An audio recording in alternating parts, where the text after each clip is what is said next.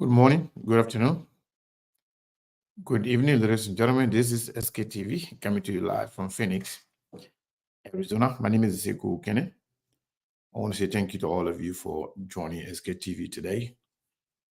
Today is a new day, a brand new day. We are in conversation today with Representative Foday E. Fahnbulleh of Bon County.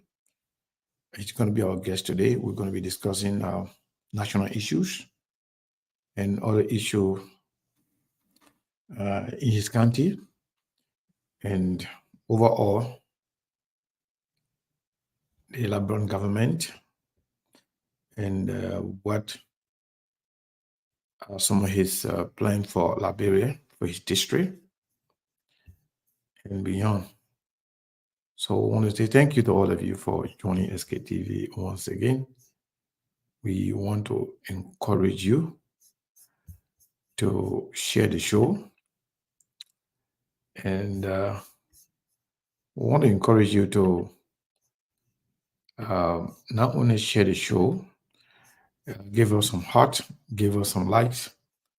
Tell us how you feel about SKTV through your reactions. So I want to encourage all of you to share the show. Let's do that right away. Let's share the show, my people. Everybody share the show. Share the show, everybody. I'm not sure what's going on, but I hope all is well. Let's do this. There are things we can do. We bring it good news and we give it to you. We touch it for podcast and connecting people and culture from here and up out of the club. Qualified people who willing to sell. Blessing our time and our efforts are rest. The brothers giving us here and the parents from there. The work with my life without fear. I lyrical Master. Clear body, so I make on you. I can't ask you to be benyo. Say my journey, Tina can ask my jamo. And yes, I know money. And more I know. And you love me. More I know what is. SKTV the best in Liberia. SKTV the best in Africa. SKTV the best in Mama Liberia. Must hold by the lofa and grandfather. And I didn't ya to money, and I sang ya to money, and I couldn't play ya to money, and I could do ya to money, and I didn't ya to money, and I sang ya to money, and I couldn't play ya to money, and I could do ya to money, and I don't get it now ya to money. That's the baby, and I don't get it now. Cause you work on my ya to money. Yeah. SKTV the best in Liberia. SKTV the best in Africa. SKTV the best in Mama Liberia. Must hold by the local and grandfather. There are things we can do. We bring it good news and we give it to you. We touch it for podcast and connecting people and culture from here and up out of the club. Qualified people who willing to sell. The flesh, our time and our efforts are rest. The broadcast we giving are real and the premise my best. To work with my life without fear. From Grandfather Nima to Lufa, from Riverside to Raji to Chile, from Grand Crew, Bombing, Kidman, Montserrat, San to Bacalu, from Maryland, Bon County to Maggie B. We the best in the land, yeah, LIB. We the best in the land, yeah, LIB. We the best in the land, yeah, LIB. SKTV the best in Liberia. SKTV the best in Africa. There are things we can do. We bring it good news and we give it to you. We touch it for podcast and connecting people and culture from here and up out of the club. Qualified people who willing to sell. Blessing our time and our efforts are rest. The brothers giving us here and the parents from there. The work with my life without fear. I lyrical Master. Clear body, so I make on you. I can't ask you to be benyo. Sema cheni tina ke asema jamu enji sano muni emu aye yo enyi lova emu aye yo SKTV the best in Liberia. SKTV the best in Africa. SKTV the best in Mama Liberia. Must hold by the lofa and grandbaza. Ena Guinea ya tumale, ena Salia ya tumale, ena Conakry ya tumale, ena Cote d'Ivoire ya tumale, ena Guinea ya tumale, ena Salia ya tumale, ena Conakry ya tumale, ena Cote d'Ivoire ya tumale, ena Napagina ya tumale, esta TV, ena Napagina, tosi wakoma ya tumale.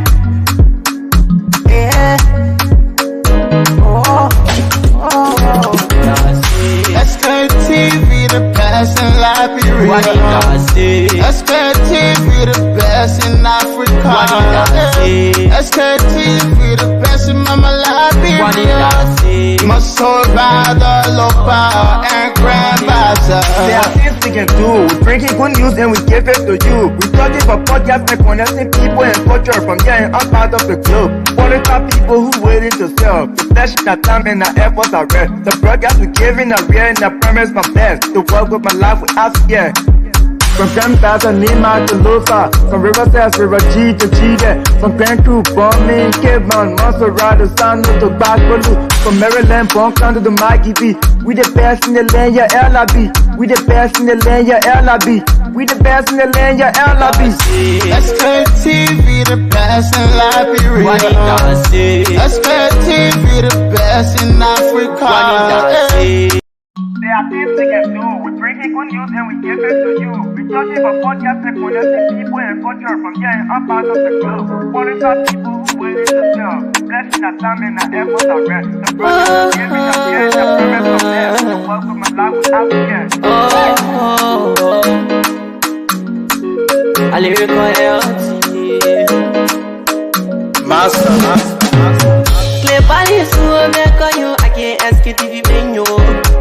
Sema cheni tina ke asema jamu enji sano muni emu aye yo enyi lova emu aye yo SKTV the best in Liberia.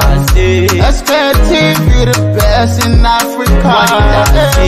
SKTV the best in Mama Liberia. Must hold by the lofa and grandbaza. Ena Guinea ya tumale, ena Salia ya tumale, ena Conakry ya tumale, ena Cote d'Ivoire ya tumale, ena Guinea ya tumale, ena Salia ya tumale, ena Conakry ya tumale, ena Cote d'Ivoire ya tumale, ena Napagina ya tumale, esta TV, ena Napagina, tosi wakoma ya tumale.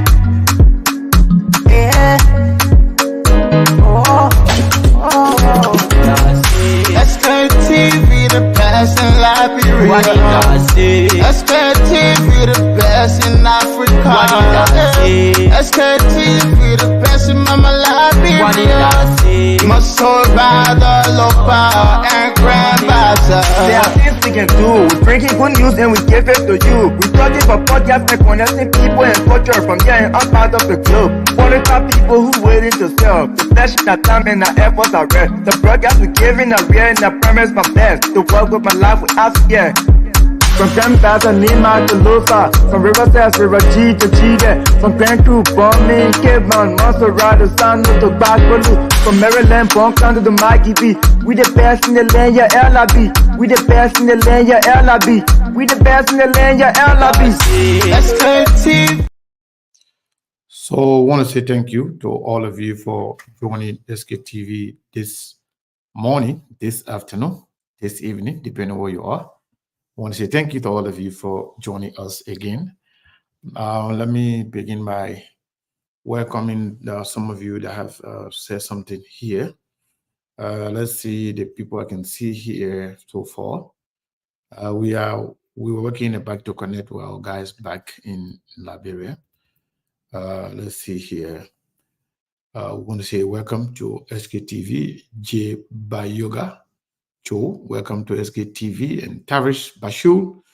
Welcome to SKTV, MC Sankali. Sankire, welcome to SKTV. Yomotro Kranga, Asata Dostin, Regional Wilson, Rivers Pro, Ernestine Burnett, Linda, Nyampu, Regional Wilson, Lai Fufana, and Umtaketi Yotu, Kevin M. Moore, Orito Zina, Haslin Fahnbulleh. I want to say thank you to all of you for joining and following SKTV. We want to encourage you to go ahead and share the show. Today is going to be Representative Honorable Foday Fahnbulleh of district number. What's the district number? I'm not sure, but he will let us know in a minute. But he's from Lofa County, from former district there. So he's going to be here. I hope we are waiting to join our guys.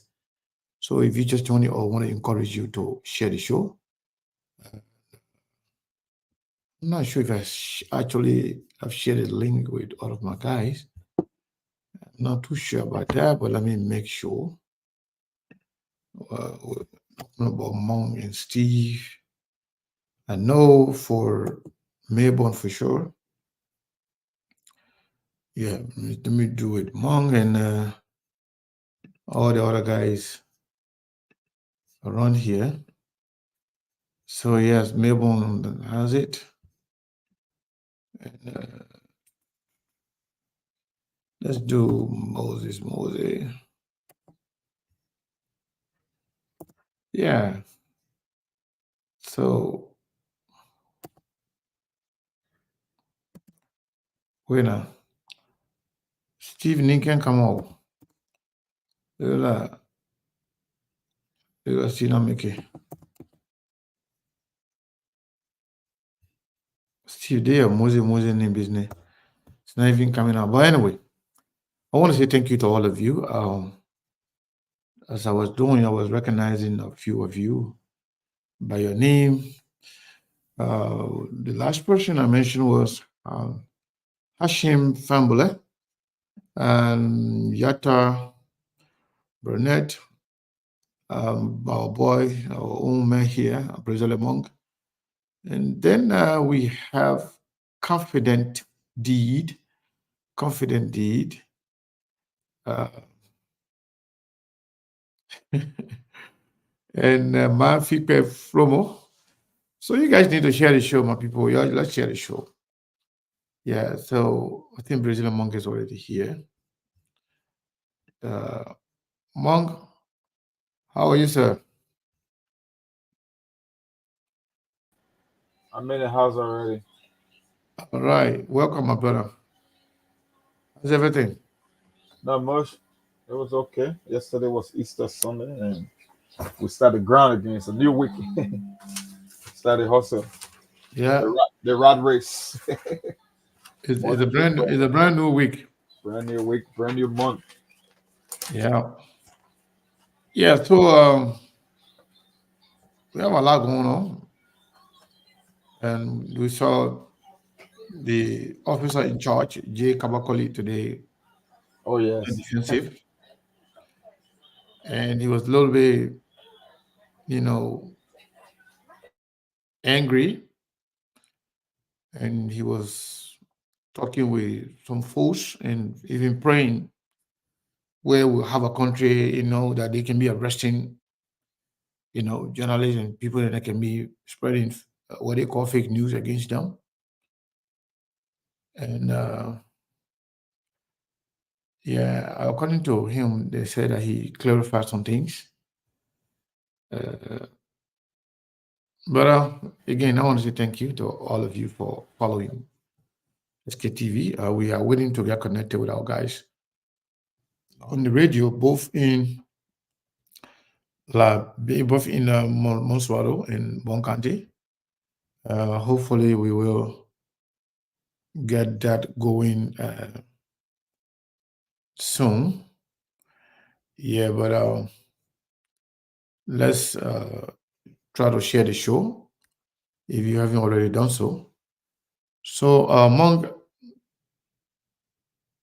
hold on 1 second. Wow. Monk, Mabon said the representative is already there in the studio, but Studio, right? yeah, but he's still setting Trying up. to set up. Yeah, hopefully Mabon will join us very soon. Let me see if I can hear from our guys back in. Man, what kind of picking us? You see me on the show. You know I'm on the show. Then you calling me. Don't do that. Yeah, you send me a text message already, and I'm saying it. So don't call me while I'm on the show. I know you're watching the show. You can't do that. Yeah. So the other guys too are trying to also join us. Um, Lawrence from Bon yeah, Country. yeah. Lawrence trying to join us right now. Yeah. So I'll encourage all of you to share the show, please. So, Mom, while we waiting for the representative to come, um, we have a lot going on right now, and I want you to set an expectation. We are today is the 27 days of well 20 what the 1st of April. We are already in April. Yeah, So now the 22nd of this month will take us to 3 months in 3 this months. vice That's presidency. that's 90 days already. So and given the fact that Yeah, we've been witnessing a lot of different things going on. yeah. Do you see the possibility of Joseph Boakai achieving his 100-day goal? Well, I don't think so. I said it on the show already. He won't accomplish even 50% of that 12 point deliverable because you're looking at the time. Look, Segu, let's just go to corruption. It's 12. Corruption is number one. Can you tell me that he's even halfway on the corruption mandate for the 12 day? I mean, for the 100-day deliverable. I'm talking about just one. I think I gave you a simple scenario the last time. I said you went to take a test and they gave you 60 questions to be done within an hour, and you went almost 40 minutes into the test. You didn't even read the instruction. So you want me to believe that within 20 minutes you're going to cover the last 60 questions? It's not possible. So, but we got it. We got a 12-day deliverables here, and we will review them at the end of the 100-day mark. So, for me, I'm not stressing anything out. Maybe we will be here to grade the president on those 12 points from healthcare to corruption to education to infrastructure. I don't know who's going to come up with that much of a bucket list to be done within 100 days. I mean, I don't know what they were doing. Like someone just sat back and wrote that 100-day deliverable. I don't think Joseph Burger is even aware of the 12 points or 12 payloads. I don't know how to call it on that list. So we'll see. We're almost 90 days, going towards the 90-day mark. So from 90 to 100, just a week, a little over a week. That should make it 100 days. Yeah, it's not too far away. Yeah, so we don't know what's going to happen, but we are seeing some documentation here from Nuka, from what is his name? Explaining himself. I don't know whether you received those. I think they are on SKTV. They're in the chat room. Um, hopefully we will. I think 17 was. I think he was there. 17. How are you? Hello. No, All right. I doing something in the back. See you. Okay. Go ahead and do what you're doing. I want to review the audience. I want to remind the audience of the 100-day deliverable just on corruption alone. Okay. Yeah, go ahead. Something I getting some feedback. Yeah, it was because the something law was open, so I Oh, okay. just muted him. Yeah, just to go over just a review, just number one, and there are 12. Just number one, the objective number one is the fight against corruption. The nation's first action to rebuild the economy and reduce the cost of living is the fight against corruption. In this light, the following needs to be done to realize this objective. Commission a comprehensive audit across all ministry, agency, and they say they see somebody corrected the last time. I don't know it's corporation or state-owned I don't know. They got MAC, but I know that's what I mean. Either state-owned enterprises, agencies, ministries. That's it. Max conduct a forensic audit across government, beginning with Ministry of Finance, Planning and Development, the Central Bank of Liberia.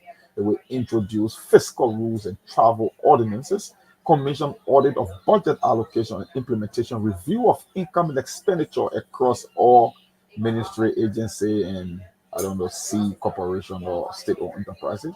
Ensure effective strengthening of anti-corruption institutions. But the last time I checked, he was the one honor man in the very early CC. Review of HR personnel hiring process across all government entities.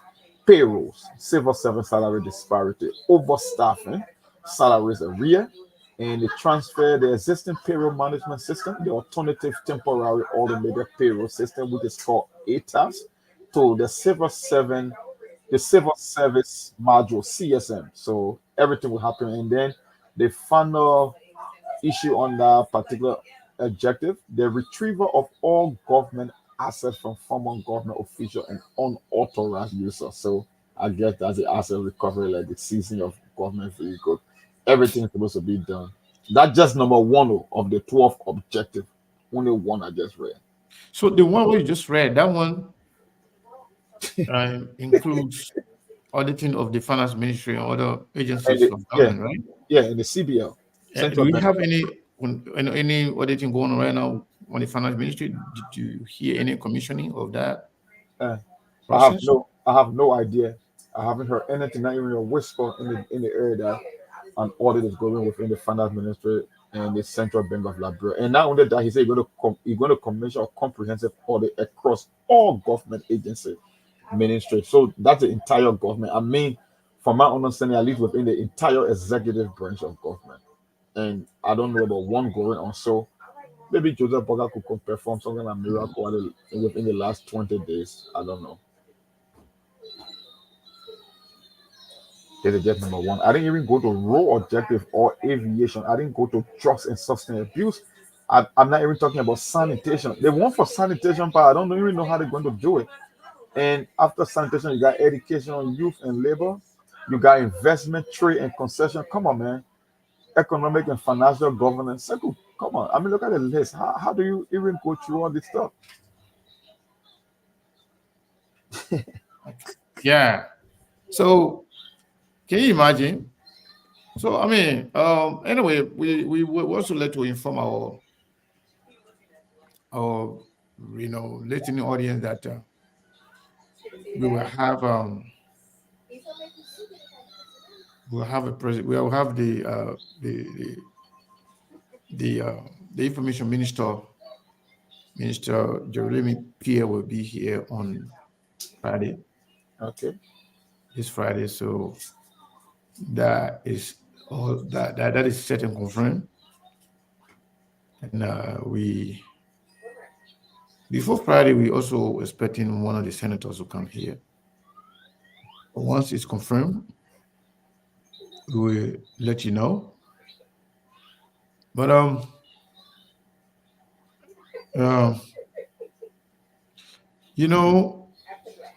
Monk, I am a little bit concerned.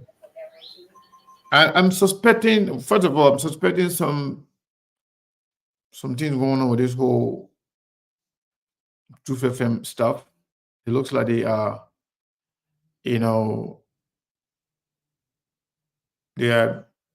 have some new program. They are actually confusing themselves and kind of like confusing with our own time.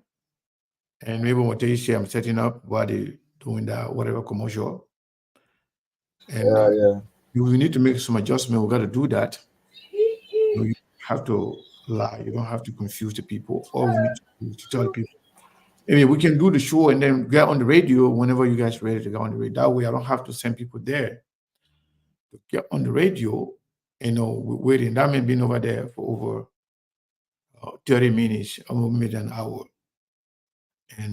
But because they got something going on, they want to be honest about it. And I know when it's raining in Bon County, they have problem there. But if you look at what's going on, the silence of the opposition political parties, it's even saddening that CDC is the new opposition. CDC that was just kicked out of power for not performing. CDC is now the new opposition.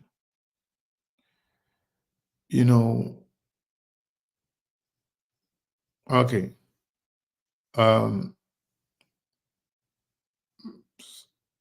Sarah says it's sunny there. It's not raining. I don't know. Maybe Morovia is not raining, but it could be raining in Bon County.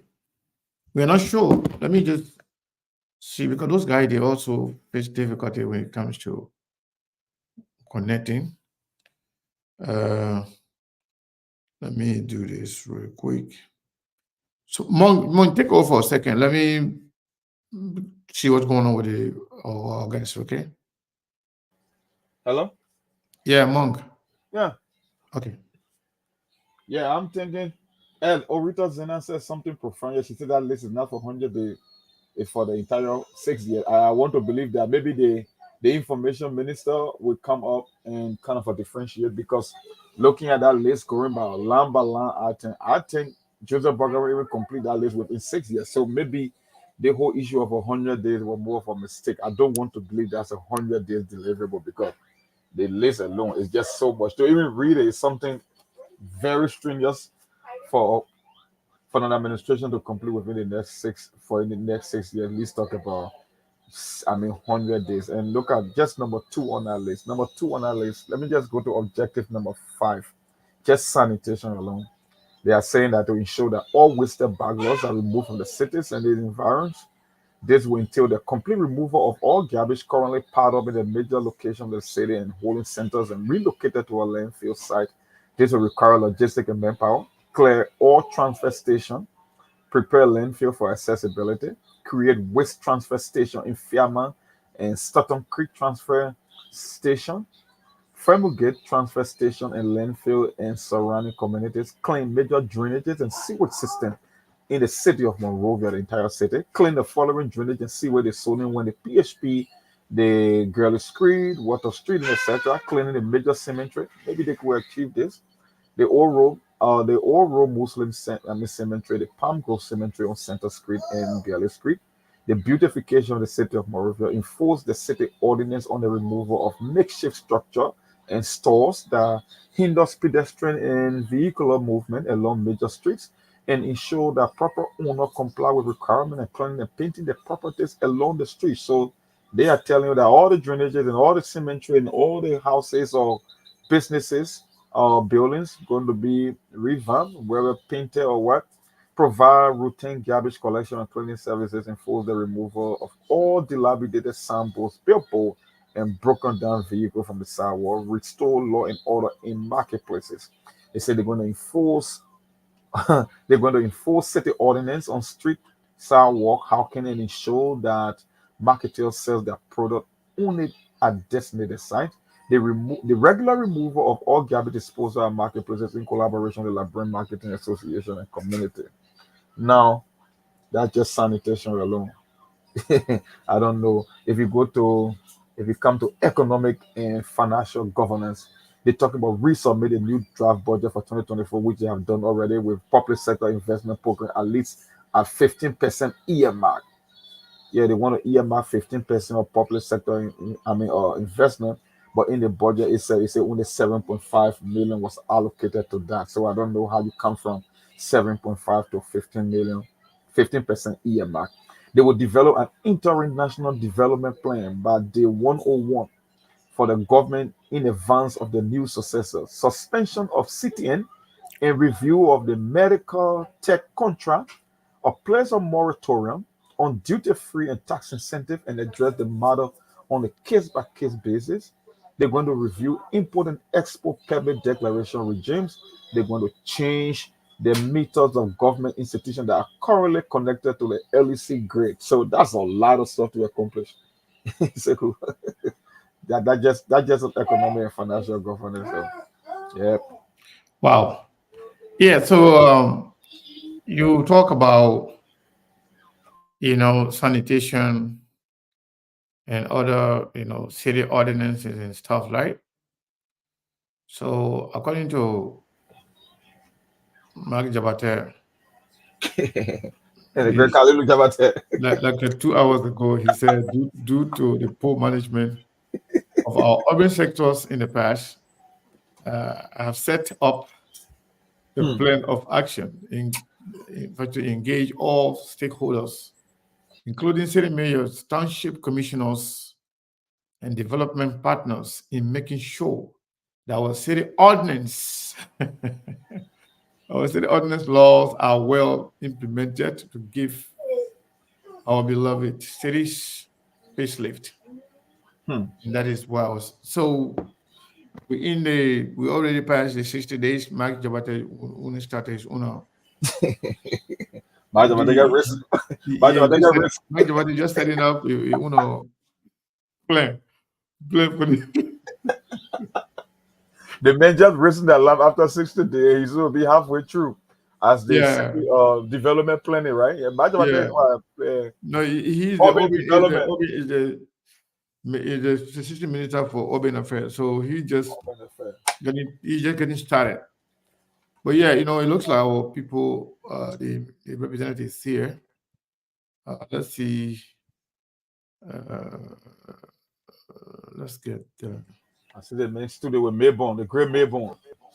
Yeah. How went to Mayborn? Yeah. So we got to work hard behind the same to make sure that we connect. But anyway, good evening. How have you been? yeah, Melbourne, how are you? How you doing now? How's Liberia?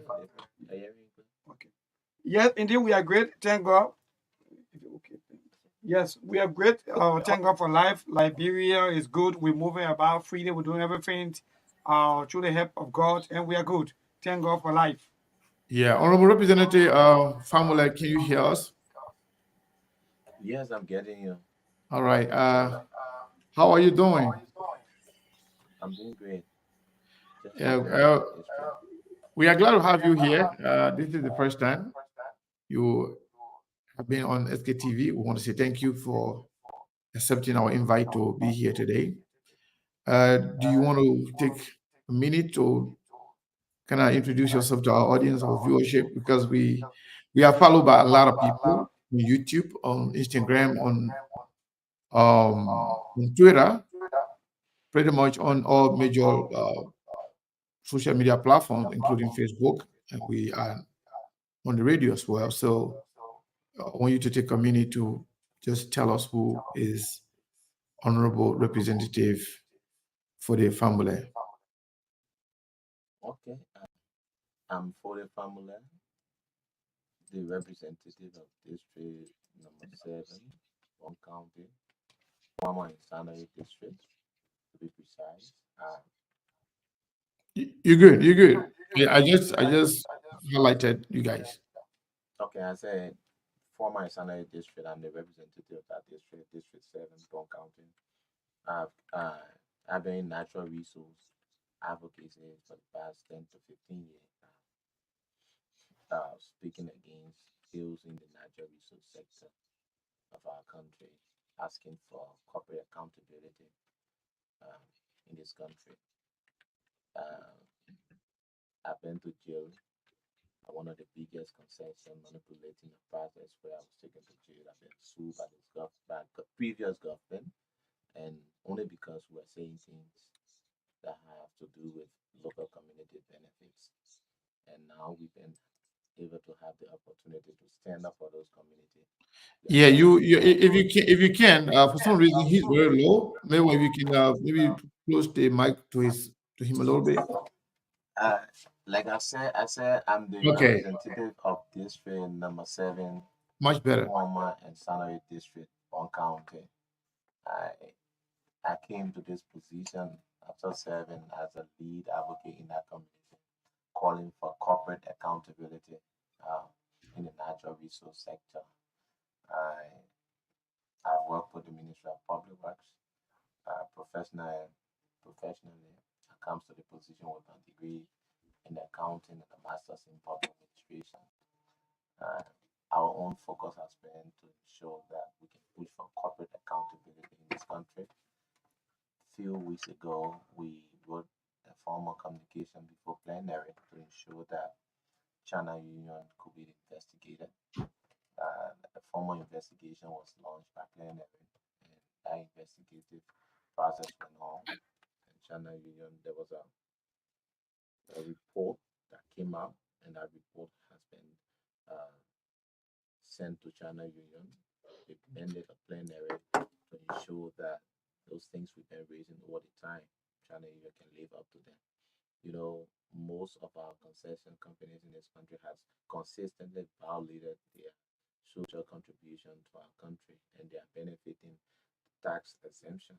So as such, we've been So honorable representative, I think this is not just the mic. I think you can speak a little louder. I know you sounding like somebody who you're a quiet person, but if you could speak a little louder to the mic so people can hear you, it so will I be don't real. know which one of the mark I will use because they are And different. now I can hear you now, but you were speaking.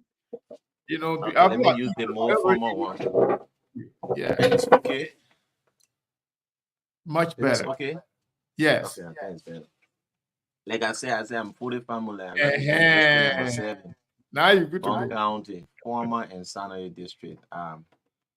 I've been in the natural resource advocacy for years, calling for corporate accountability in this country. And our own focus is to ensure that corporations in our country, especially extractive companies, can be able to live up to what they sign up to.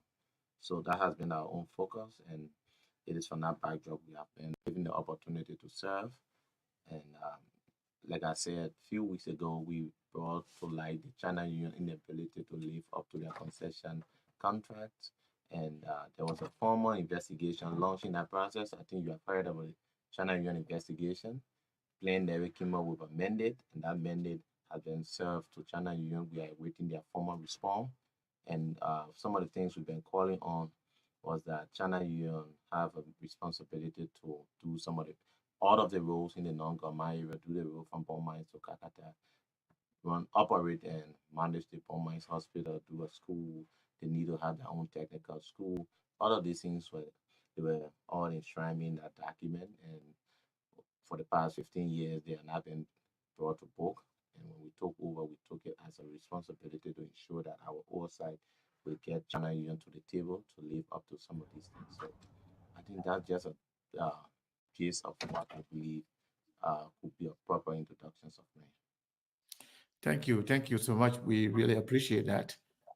So before we actually dive into uh, because the real conversation going to be about, we want to know, some of the plan you have for your district, what you have So I'm been. trying to transition to the next Yeah, that's slide. fine. Yeah, that's fine. Okay, that's it. That's okay. Uh, yeah, so we will continue with the conversation. Let's see. Once he is situated there, then we will. Okay, let's do this here. Can you hear us from there?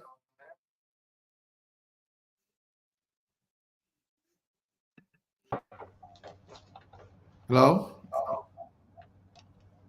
Can you hear me? I think you're very low.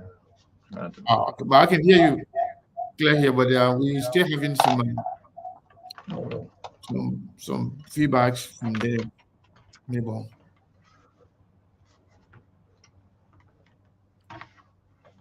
Stay low, or you can hear me No, it's good now. It's much good now. better. Yeah, it's better. Yeah, I'm even hearing the feedback number, so it's good. Yeah, so okay, it's taking the feedback, but it is what it is. We are just joined by the radio former FM 99.3. So that's I think that's falls under your district. That's your district, right? Former Yes, radio former is in Beaumont. Beaumont falls under your district. radio former is in Beaumont. Is in Yeah, Beaumont. You're is right. Beaumont is part of your district, correct? Yeah, Okay.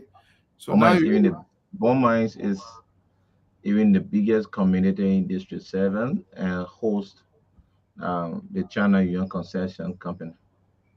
all right. Now you are we are live in Beaumont in and also in Bon County and other uh, county through radio former FM 99.3. We are also on Truth FM where you sit. So the last time we were here, we actually when you call in, you promised that you were going to take on some of the problems that we had in your district there, involving the ferry that was donated by the president. And we say, well, you're going to have to, okay. Yeah, so you say we're going to investigate and then get back to us. So give the public some insight as to what actually happened and how you were trying to arrive at some resolution for that on that issue. So do you have any update on those issues? Yes, you know, in the district, we found ourselves we were blessed to receive. It's terrible. It's good for in here. We can hear you.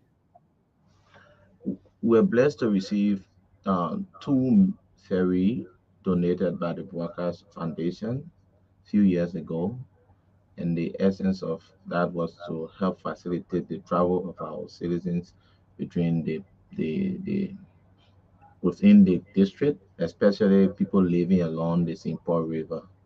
One of the ferry was stationed is currently stationed at the Gingiman crossing, and another was stationed at the Greystone crossing. The ferry then operational. The one at the Gingiman crossing been down for a few years. The one at Greystone has been operational for the past 6+ years. But that one has been a real problem where you have had people who've been managing that ferry collecting money and mismanaging it. It has been a major tensional issue in that part of the country. So we have raised a lot of issues over the time calling for proper accounting of the resources generated from that ferry. What we've been informed of was that um, every month the ferry raised something between 3 to 400,000 Liberian dollar, which is now more than $2,000 US per month. So the foundation been working along with the local community, and there was a setup memorandum of understanding put in place Maybe, to govern the the ferry. representative voice is kind of repeating itself. I don't know whether that is impacting the radio. Yeah, I think it's terrible. Yeah. Yeah, it's kind of echoing.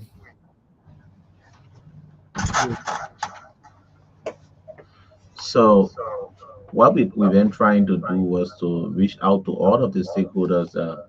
I'm aware now that there was an account established in Total that the foundation established for fund generated at the ferry to be placed in for the district or the community purpose. And there I'm aware now that few people who collected some of the resources there, including the Robert Davis and others, have not been able to get a count of the amount generated.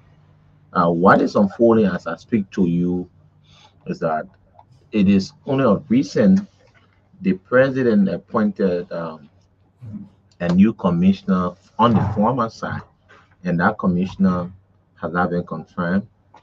We are waiting the appointment of the other commissioner on the Sanoi side that we can have a full local government structure that we can reach out there and conclude the issues of the ferry to have a new account, a new signatories, new management team that will help to give clear accountability of resources generated at the ferry. So it's something, like I said to you, I've been in touch with the Broadcast Foundation. I think they are in transition. Some of the leaders have already been appointed in government. They are moving out and they are resigning from their previous position. So, like I said to them, we're going to work to ensure that those things that are required of us, we can have a clear accountability of them, and the community can benefit from resources generated from that ferry. Okay. So I've been in touch with all of the stakeholders, and we have set up. We should have been there the last week, but it was during the past few days when the president made the appointment of the commissioner of Foreman District, Honorable Hampton Beaver Giddings, was appointed, and we wait to hear from the president's office that of the Sanoi because that ferry is between Foreman and Sanoi, and they both community benefit from the ferry resources. So we will want to work along with the two commissioners and set up a more administrative team on the ground that you now have one person collecting those resources and personally benefiting the community suffer.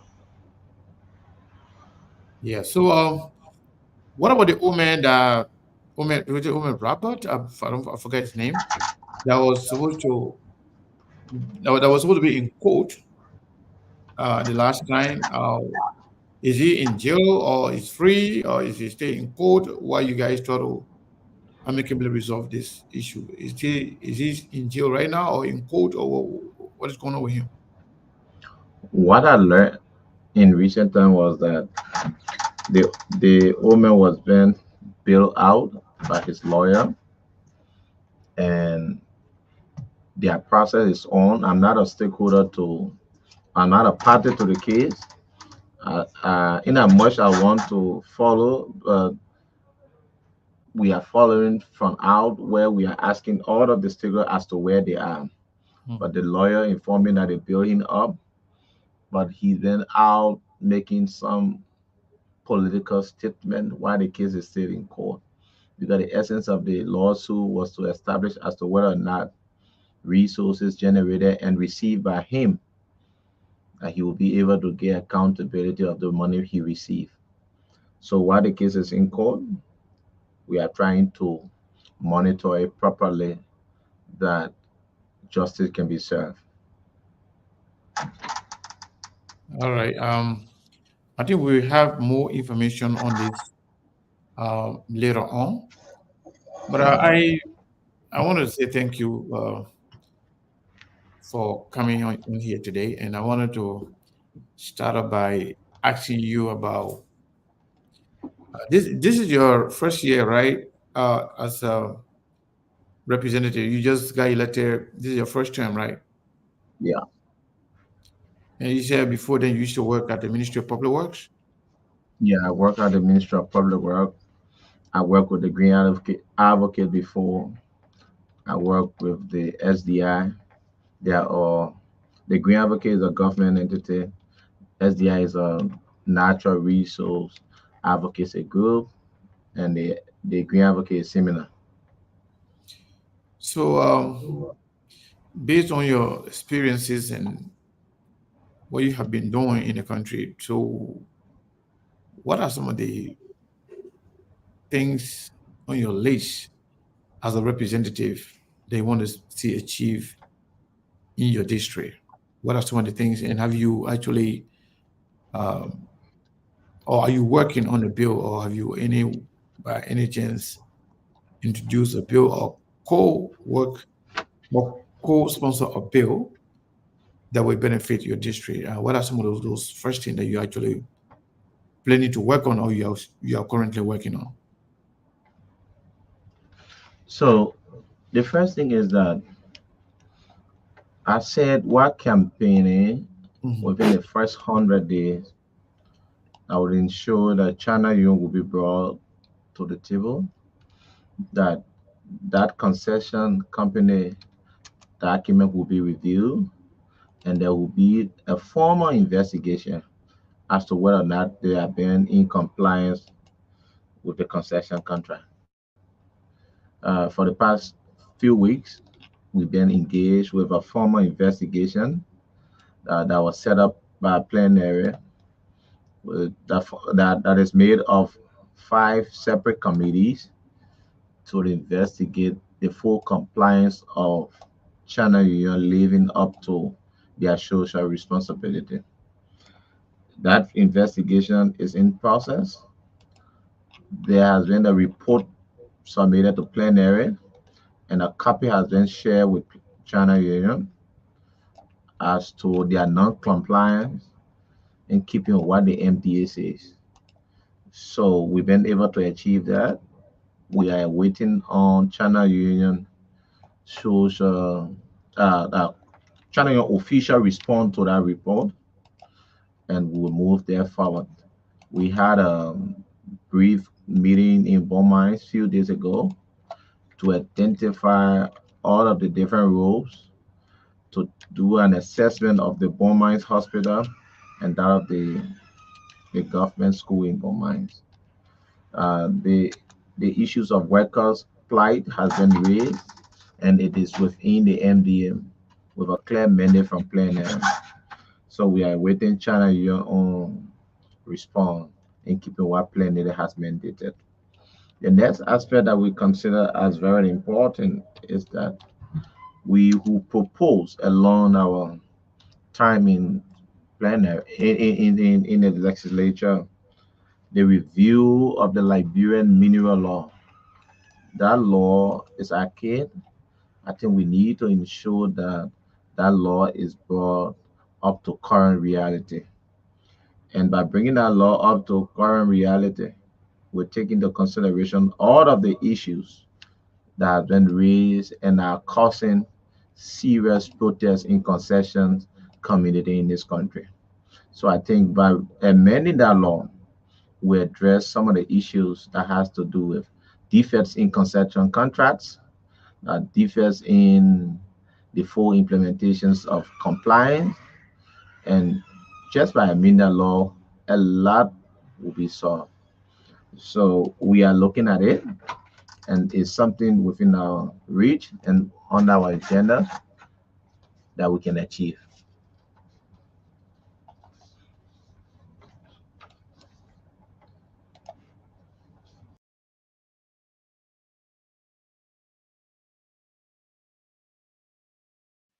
I don't know what happened there, but maybe I don't know. Let me see. I don't know. They said they went for news bulletin. We started. I think ever you know, take the whole time to set up. Then we get on the show less than 20 minutes or so. We gotta go for news bulletin. So while we're on the news bulletin, I just want to inform you guys that we are on we are on 2 different online platforms. The, the Destiny online television, and also what the other one is here. Yeah, and also the Nation TV. I don't know what it is, but let me see if our boy can be here to tell us exactly what's going on. Talking about something we are. But yeah, Monk, while we are waiting for the guys to finish the news bulletin, what we just heard from this honorable is like the China Union thing, was a serious problem under the Jowiya government. We heard about a lot of protests and concerns from the citizens everywhere. But at the end of the day, what's important is the well-being of the common, the local people. But all these companies will come in the country, not invest a lot, do very, little to actually impact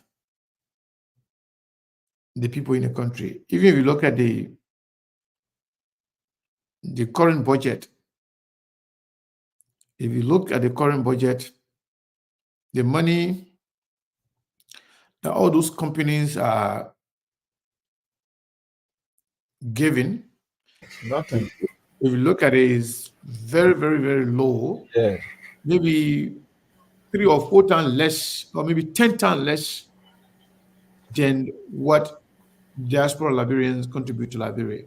Yeah. But they turn to benefit more Yeah. than the entire Liberia.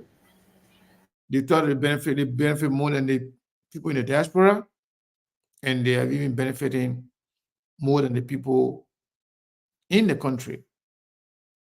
Do you think with this kind of company, China Union being in Burma,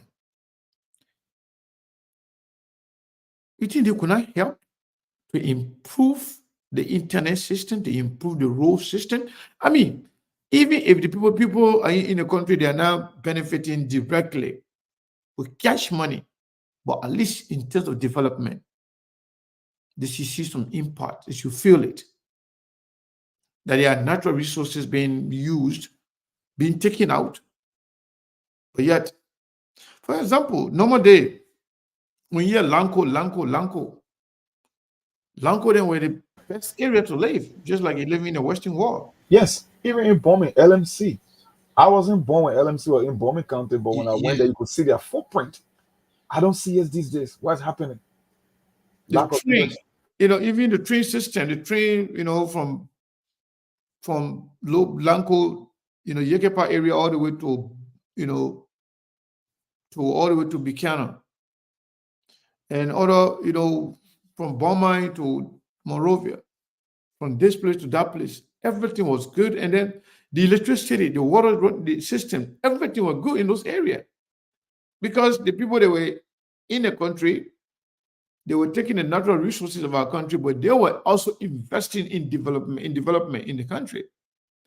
But why now we're not saying those things? Is it because we have funny government people, people with shady character, not knowing about governance, not knowing or care less about the development of the country? They're just taking money, put it in their pocket, and forget about it. They don't care about the people in the country. What's going on, Monk?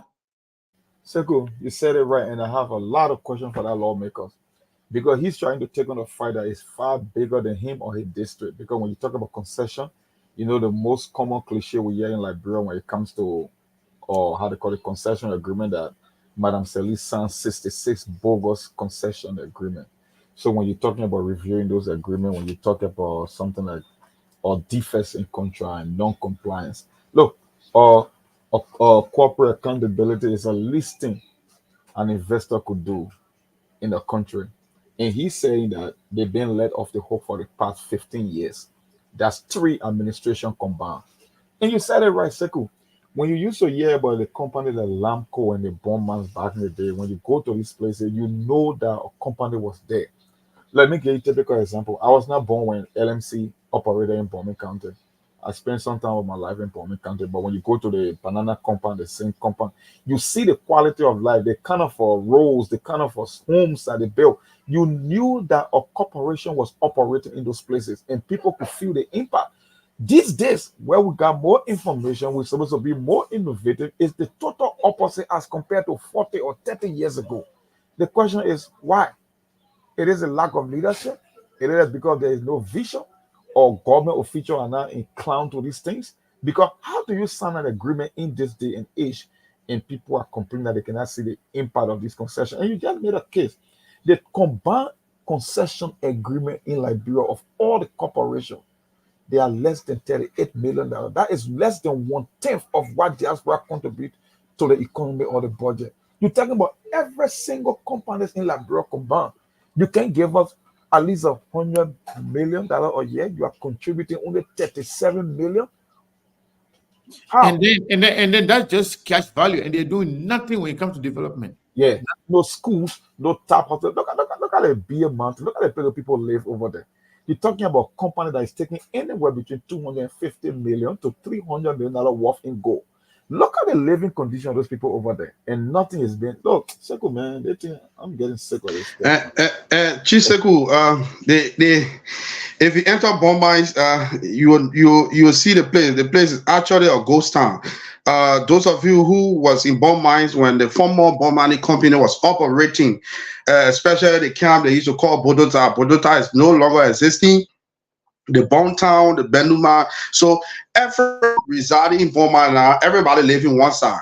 The right side, nobody living there. The left side, there where you find people.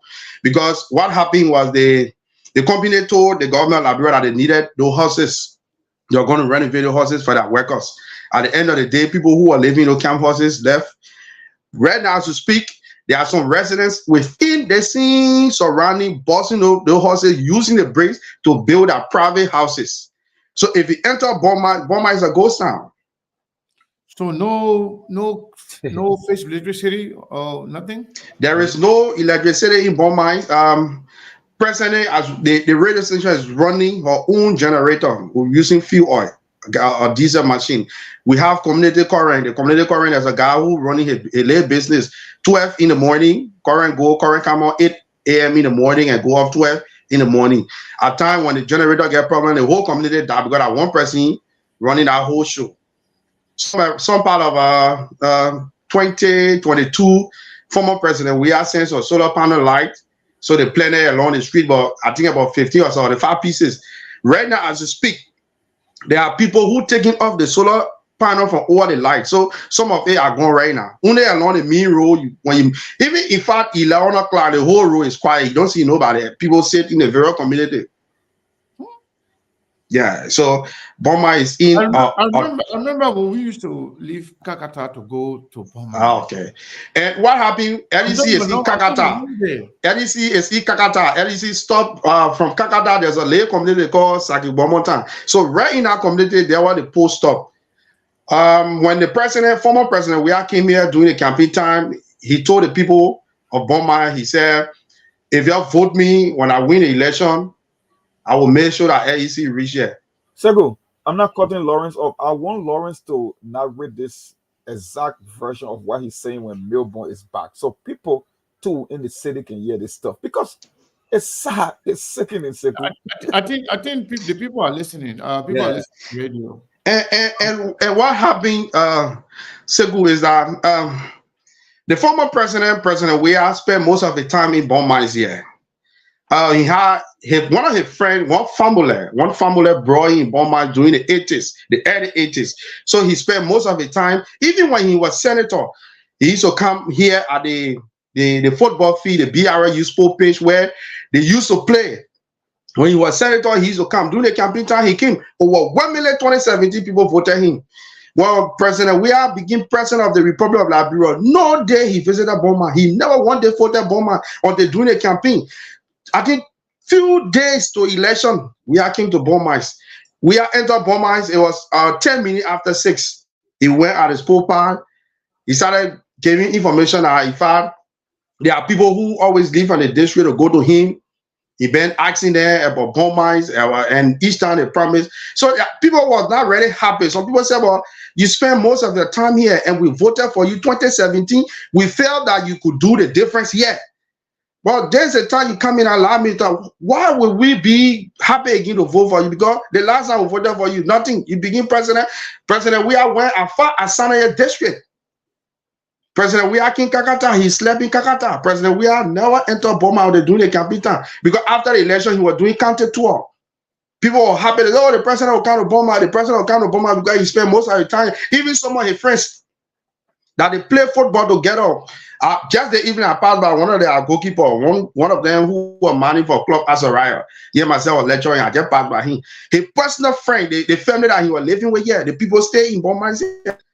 Boma, there is no electricity. The Chinese did a quota from Kakata all the way to the main gate, way back where the manga had a gate, the road are leading to Bontown and the hospital. So there where the quota stopped. From there all the way to Central Boma, no quota. So the China Union is just manning there and not doing any development in Burma. No electricity. China Union, no electricity, no water, no internet connectivity, nothing. We just, even if you come to Burma, the Chinese, what they did was they took their camp and carry up the mine where they're residing, there where they're doing the mining. So when you enter Burma, somebody got to tell you, say, my man, go work up the mine. Before you even know that they got company, they got $2.6 billion company in Burma. 2.6, 2. What? $2.6 billion investment. $2.6 billion. Yeah, with a $1 billion investment. They company existed since 2009. So the job government official then take eating the money and then the country suffer. Now what's going on? Yes, welcome. Yeah, Mr. Khaled, good afternoon to everyone. Those of you listening to us on the radio, good afternoon. I'm sorry, Steve. I want to say to Lawrence. Lawrence, thank you, Mama. You give us some light. You give us some update as to what is actually going on in Burma. So, Steve, we have the representative on here, but we've been struggling with Truth FM for the better part of the day because it took them forever, to kind of like get connected. They get set up. Now we set up. Then about maybe 15 minutes down the show, they're going to have to go for the news bulletin. And now we don't know when the representative will be back. Maybe we should have just have this interview from somewhere else where he could just join us through his own phone or something. So we could have the conversation. Because the conversation was actually at the peak when when they left us. Chisegu, the only thing we're praying God for right now in this part of Liberia, especially central Liberia, is that we are seeing green light from the West Africa Power Pool. They're trying to do a hydro project in this part of the Bon County. So everybody is praying for that hydro project to hold because they've been doing a flexibility study. So right now we are seeing light. So about the last year, the LEC boss Monique Katan was in the district. We did a tour. So everybody right now praying for LEC to hit this part of Bon County because we are close to Kakata. And the problem about it, Bon County this side, we got from here, there's a shortcut, you go to Bomi. We also, from where I'm sitting, where we have the radio station, we got from there is about 25-minute walk, you in Montserrat. From the same angle where I am, from there to Margibi is about 15 minutes to in Margibi. So Bon County this way will between Montserrat, Margibi, and during the election time, people can leave from Montserrat to come and register here in Bon County and vote. People leave from Bon County, go to Margibi. People leave from Bon County and go to Montserrat because Montserrat district number 1 is closer to us this way. If in Bomi County, people leave from district number 4, Bomi County, the representative was Haja Sano. So people leave from here and go that way to register just like that. So Bon County, Maga district. Haja Fada Sano. Yeah, so we are situated between 3 counties this side of Bon County. So for us to be left in a Dadima instead of Dadima is surprising everyone.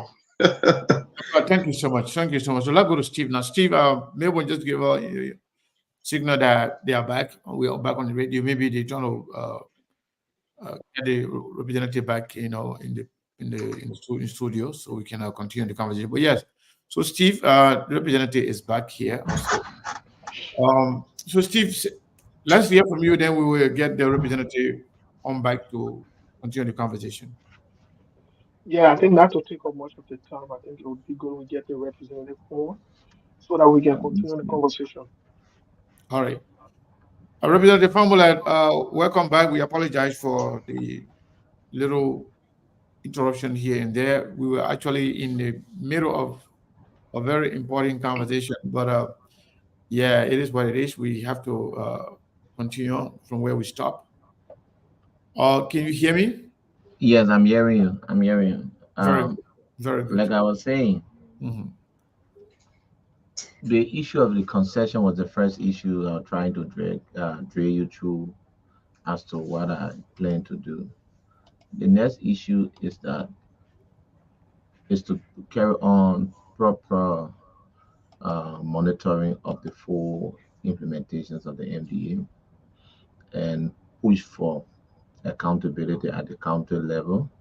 We think a lot of people has squandered or mismanaged state resources at the county level, and we need to have proper investigation and support some of the audit report that's been carried out in the county. Because for now, some of us we are playing leadership role in the county, and it is best in the Well, we maybe for some reason the representative just got cut off. We see you, but his link is no longer available. So maybe you need to plug something on there to get him back. So Steve, go ahead. Let's hear from you, man. While we get Well, I was listening to Lawrence. This is not mutually exclusive. In other words, for me, it's not strange. Um, you okay. getting it? yeah, well, thank you. Yes, sir. Hello? We're getting you. Yeah, so the issue of accountability is another thing that we believe we're going to focus on. The next issue is Yeah, we that do. we have a plan to ensure Yeah. that Sanoye Lawrence, mute now yourself.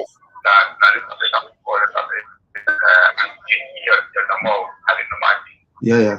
Lawrence, mute yourself. Mute yourself. You're not speaking. Mute yourself. Okay, I just muted him. Go ahead. I'm sorry. so Sanoye as a town, Bon Mines as a town, we have a plan to ensure that we can put in place a law of craft and art that will make the two communities to be a city, to see whether we can direct funding and try to plan that community in terms of migration. We think Beaumont is expanding and have all the capacity to be a city. You have a magisterial code, you have a police station, you have a hospital, but you don't have a city status. So we are looking at that. We have similar status in Sanayo Town, where you have a magisterial code, you have a clinic, you have basic social services being provided, but you do not have that status. It's another thing we are trying to look at. We are also thinking on ensuring that the county and district resources can be invested in the young people by providing scholarship that will help train the youthful generation of our district. So it's something we are thinking about and trying to put in place means that infrastructure that will be built to help train our young people. So a lot of things are on our table, and we're going to fight to work in line with some of the things we have planned and ensure that these things can not just only be a dream, but it can become a reality. Thank you. Thank you so much. So, folks, if you just joining us, this is SKTV coming to you live from Phoenix, Arizona. We are on our Truth FM 96.1. We are on Radio Forma 99.3 FM. And in Burma, we are on all the social media platforms, including Facebook, YouTube, and Twitter. We want to say thank you to all of you. Monk, you have any question for the representative? Yeah, I have a question because this representative, looking at his background, he came with a wealth of experience in the private sector before coming to public, and he talked about corporate accountability. And from my view, corporate accountability is one of the least things that a corporation can take care of. So it means that if they cannot even live up to that responsibility just on the corporate side of things, then it means there are a lot of things that they are getting away with. And he stated from the beginning that they have been let off the hook for the past 15 years. So, in as much he represents a district, there is a national fight. There is something that is on a bigger level than his district. My question is, knowing what you know, coming from the private sector with this wealth of experience and background into government, what do you think or what you expect to happen, what you want to see within your committee when it comes to this concession agreement?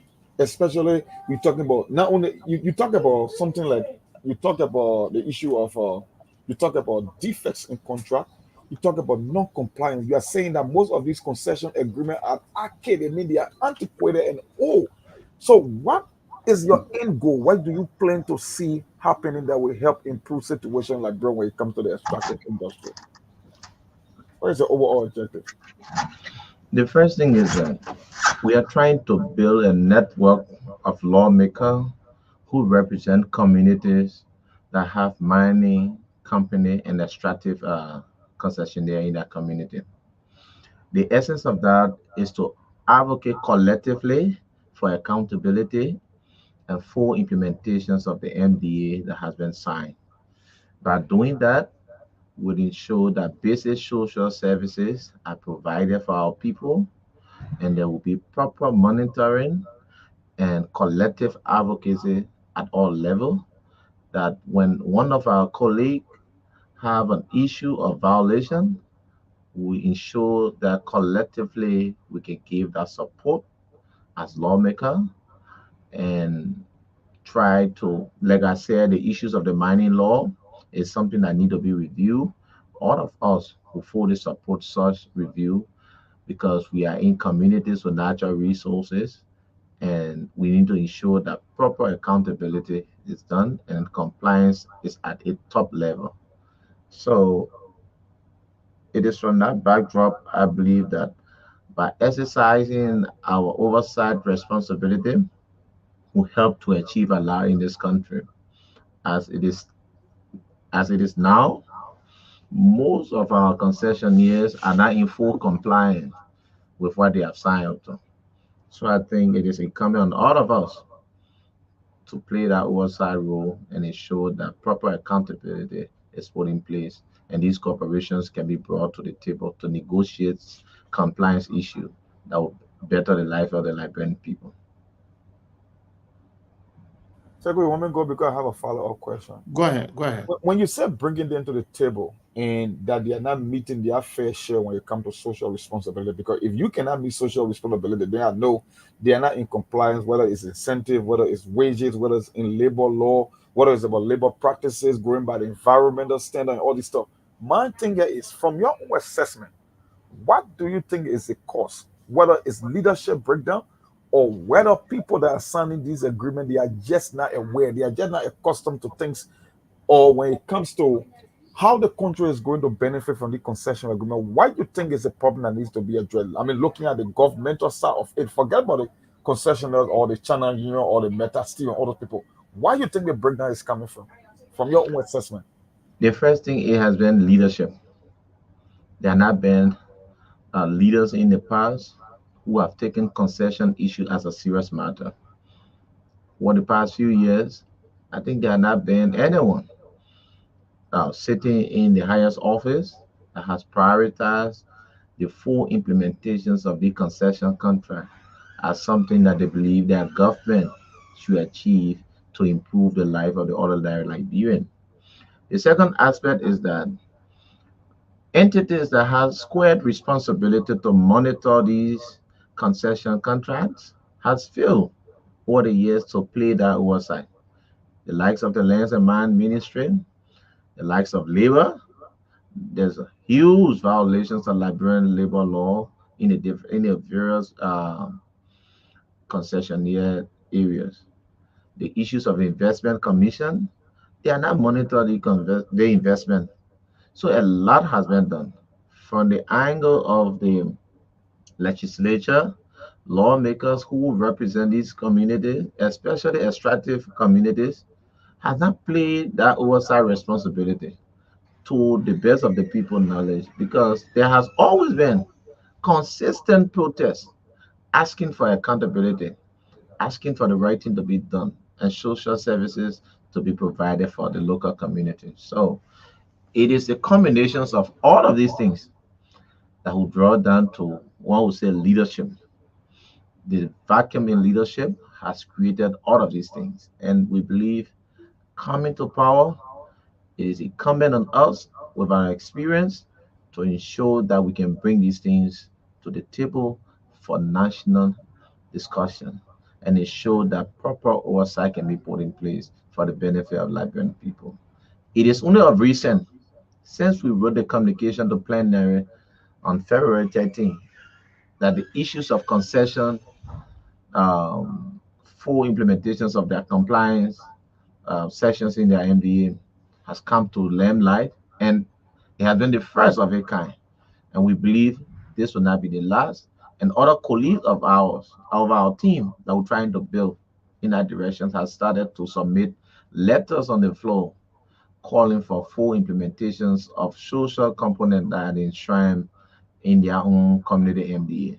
So it's something that I believe we're going to do a lot, and there's a need for more publicity to shame some of these actors who are serving in the executive that should monitor, and who are serving in this legislature that should be able to exercise their oversight, that they can exercise better, that our country will benefit.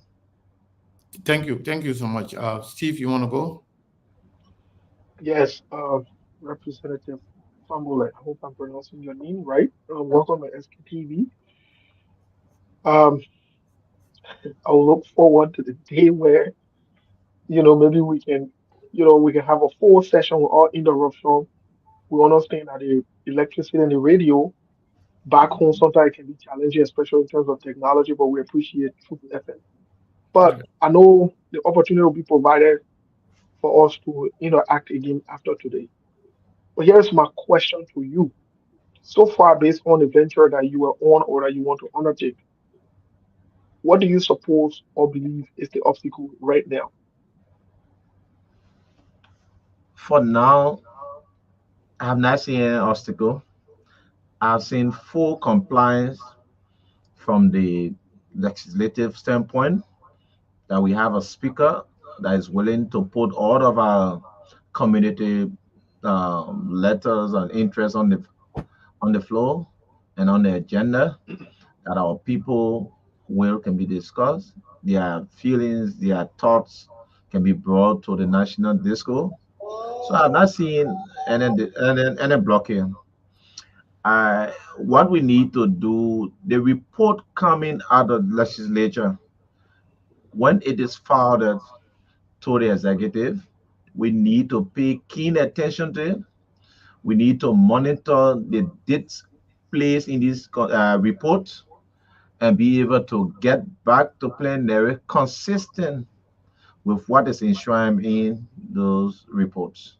So it's something Okay, that we need to play our role well for the good of our country. So for me, for now, within the past 3 months, we have not seen any blockade, and we're going to consistently advocate for the best to be done. Like I said to you, if you observe the situation in B Mountain, there was a team set up by the speaker. I went in immediately to kind that situation. And why kind was restored, that investigation has continued, and B Mountain has started to do some of the local roles while we await the final report. We are also calling on the police to identify and turn over to the Ministry of Justice the police officer who gave the order for the shooting of citizens of Kinjor. Because when we got there, we saw a dead body that had bullet wound. So we want to know, some of us, we are very clear, because if we can start identifying some of the issues, police will not be used in the future to coerce people only because they want to satisfy these concessionaires who has failed to live up to what they signed up to. So we are putting a lot of different things into place. And I believe this legislature will be better than, or will have a lot of things to achieve than the past. Hmm. okay. Well, let me ask another question to that. I think you were not in government, but you can attest to this.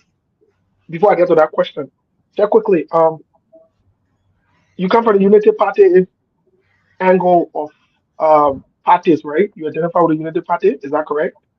No, I won as an independent. Okay. So maybe I'm conflicting when you called on the show the other time. I'm not sure if you identify as a Unity Party Mm, partisan or what. no, Can you restate what you said? I'm not a United Partisan. I want as an Okay, independent. you want as an independent. Okay, very great. Thanks that you are an independent. But let's get to the question I wanted to ask you. You were in Liberia and probably not in government at the time. Um, the concessions that we're talking about, in as much as we want to blame the beer mountain or other people, but it was Unity Party who initiated these concessions.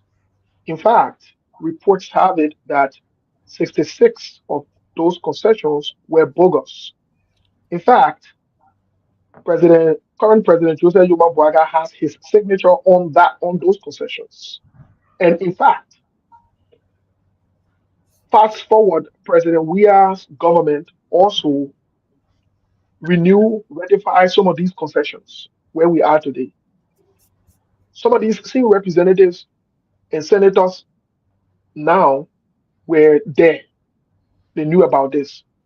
My question to you is, who do you hold fully responsible for how these uh, companies are acting to our people? Because if you read through some of these concessions, like I said, I wish you will come back again so that we can read through some of these concessions and some of the things that are stipulated in there that made them bogus. Who do you hold fully responsible, and how do we get to the bottom of this, as opposed to just pointing out these companies and saying, Pierre Martin not doing the one, the other group not doing the one, our other group not doing the one. What do you say to that? How do you react to this? So the first thing, like I said initially, was that if you want to shift blame, the first group of people you go for the executive, past leaders. You have a commission on investment. You have a ministry on lands, mines, and natural resources. You have a ministry that manages the Ministry of Labor. That ministry have a responsibility to be able to investigate a lot of labor issues and bring to bear compliance in the labor sector. Mhm. So from the executive standpoint, you blame from president, those in different commission, the concession commission, the Ministry of Labor, the Ministry of Lands and Mines. From the legislative standpoint, you blame the legislature, but you go after those legislators who represent community that has natural resources and have concession company operating in their local community. So Hmm. you can say from the legislative standpoint, the lawmaker has failed to exercise his oversight. From the executive standpoint, the group at Lands and Mine, Labor, Concession Commission has failed to execute the full compliance of what the legislature and the president signed onto. So holistically, leadership has been a problem. Hmm. And it is their leadership that we believe as new leaders, we're going to curtail the vacuum that has been created by past leaders and provide that checkpoint that will help to benefit this country. Mr. Kenneth, I'm about to leave. Let me just asking the follow-up question on this thing, please. Right. Representative, let me see. Is that Fahnbulleh. Foday E Fahnbulleh? Let me have you on record on SKTV, because on SKTV we probably let it keep lawmakers and politicians on record. Do We you are think you're ready for this? keeping you people on record. As you keep you on record, we'll keep you on record too. Exactly. That's good to know. It's So, good. Representative Fahnbulleh, Yeah. all joke aside, are you ready for this fight? Do you think you have any means, any shape or form, or any willpower to win this fight? Are you ready for this? I'm convinced we are winning, and I'm convinced we're going to win. We Okay, have set in motion what it takes to win, and we're going to monitor it to win. thank you. Seko's up to you. Yeah, Mabon, do you have a question for the representative? Thanks to the team, and let me say thanks to our honorable man for the patience. Also, thank you so much, Chief. Indeed, you are a good man. I can see it. I have the question because mind you, on tomorrow, you people will be resuming after extra city and the budget. I don't know what are you have maybe received another copy of the budget. If so, don't take on the budget. Yes, they have the executive through the Ministry of Finance that presented a copy of the budget to the House. Will be resuming our normal activities in our extra section, and we're going to look at the budget to fit the current reality and the priorities of the Liberian people. I think some of us who support the budget in a form that protect the interests of Liberian people, that pay more attention to oversight, that pay more attention to the development of young people, that pay more attention to putting drugs in the clinics and hospital out there, and that see an executive that is willing to supervise his team and bring them to book when they abuse things that will be enshrined in that budget. So we appreciate that the budget, when it is passed, anti-graft institutions will be strengthened, and the Ministry of Education, the Ministry of Agriculture, uh, other line ministries that are providing specific basic social services for Liberian people are, if not adequate, to some extent supported to be able to carry on their basic function in keeping what is being raised. You have a follow-up question, Mabel, or no? You can go to Lawrence. All right, Lauren, do you have a question for Honorable Fahnbulleh? I got a question for this man. Yeah, our family, good evening. Thanks for joining. Thank you, Lauren. Can you hear me, our family? I'm getting you, brother. Okay, our family. I want to know the issue of China Union. You are one of the lawmakers in the district pushing the issue of China Union, and former representative or on July 2017 wrote plenary, and a team of lawmakers visited the China Union concession, and that team was headed by former representative of Maserado County. Maserado County District Number 7 Representative Solomon Joy was the head of that team that visited China Union 2017 July. The issue of China Union was brought on the table, and up to present, China Union have not laid up to their promises that they made in the MDA. So, as a lawmaker, do we expect, we the citizens of Farmer, do we expect China Union to live up to their expectation in your administration? But Lauren, you and I been in Beaumont. We live there, we grew up there. You are aware from what you're talking. This is the first time for any report to come up against China Union from Plan Area. The report is out. We muscle the courage to ensure that our colleague will see reason to come up with a report that we can monitor. So I'm not talking about people who went out there in search of looking for personal benefit. I'm saying, as you are aware, and you have observed in recent time, the attitude of China Union has changed for the past 3 months. And we believe it will even improve based on our consistent oversight and monitoring of what should be done right. With the report, we all can see the report from the investigation that was initiated, which I'm not aware of. But I believe there's not a single report that came out of that investigation. This is the first time where a report has come up from a former investigation, and that report has been published. That report has come up in the form of amended. It is that minute we are going to monitor as a community, because it is mandatory that the company live up to that. So whether lawmaker went there as usual, and you are aware, it is that oversight they have failed to exercise, and because of some of the reason, I'm currently given the opportunity to sit where I am to take decisions that will positively affect those people's lives. So it's something that we all need to appreciate the fact that Plenary was able to come over final position in this conversation. In the past, it had never happened. So you can rest assured, take the report, and I believe you are not done it, to take the report and discuss it count by count.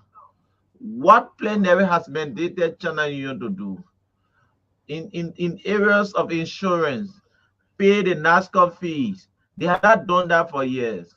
In area of water, provide safe drinking water for communities whose water has been polluted. That's good. They have a time frame of not more than 3 months. The issues of the road, within 6 months, they should initiate and build the road. And that is in the tune of millions of dollars. They should provide the social contribution they owe the community, which is in the tune of not less than 30 million and not more than 61 million. So it's something very serious. I would like for you to take that report. Your colleague called me and I told him, I said the report was published. You can go on my page, you can ask for soft copy, you can read it to the community.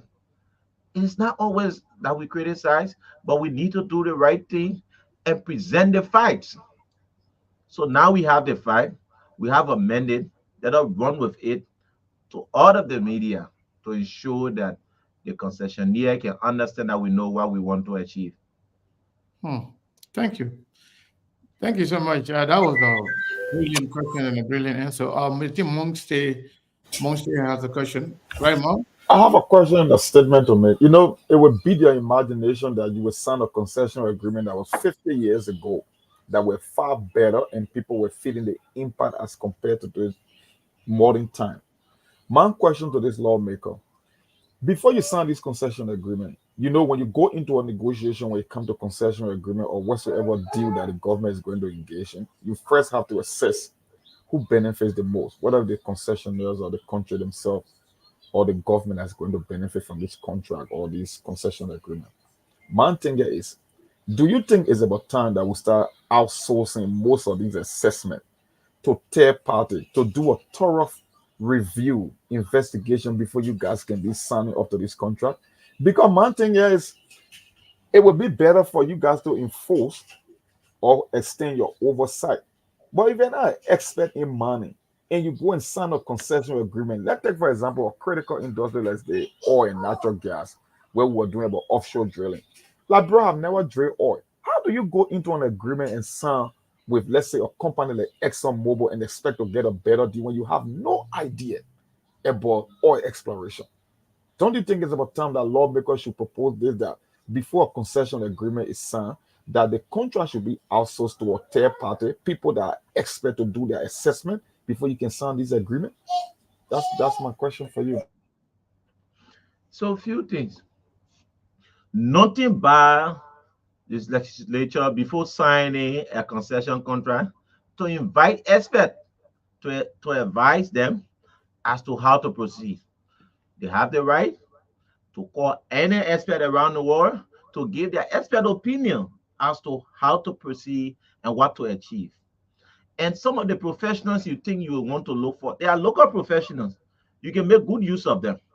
But few things, like I said from the initial stage of this conversation, I said the first thing you need to do, you need to review the mining law of this country and amend it and ensure that there can be established committee or company called the Liberian National Mining Company, that every mining concession that will come to this country, Liberia should own a share, because it is up to the concession company to provide jobs, and those phrases that are enshrined in the concession agreement, since Liberians are not in their senior managerial positions, they've failed to live up to them.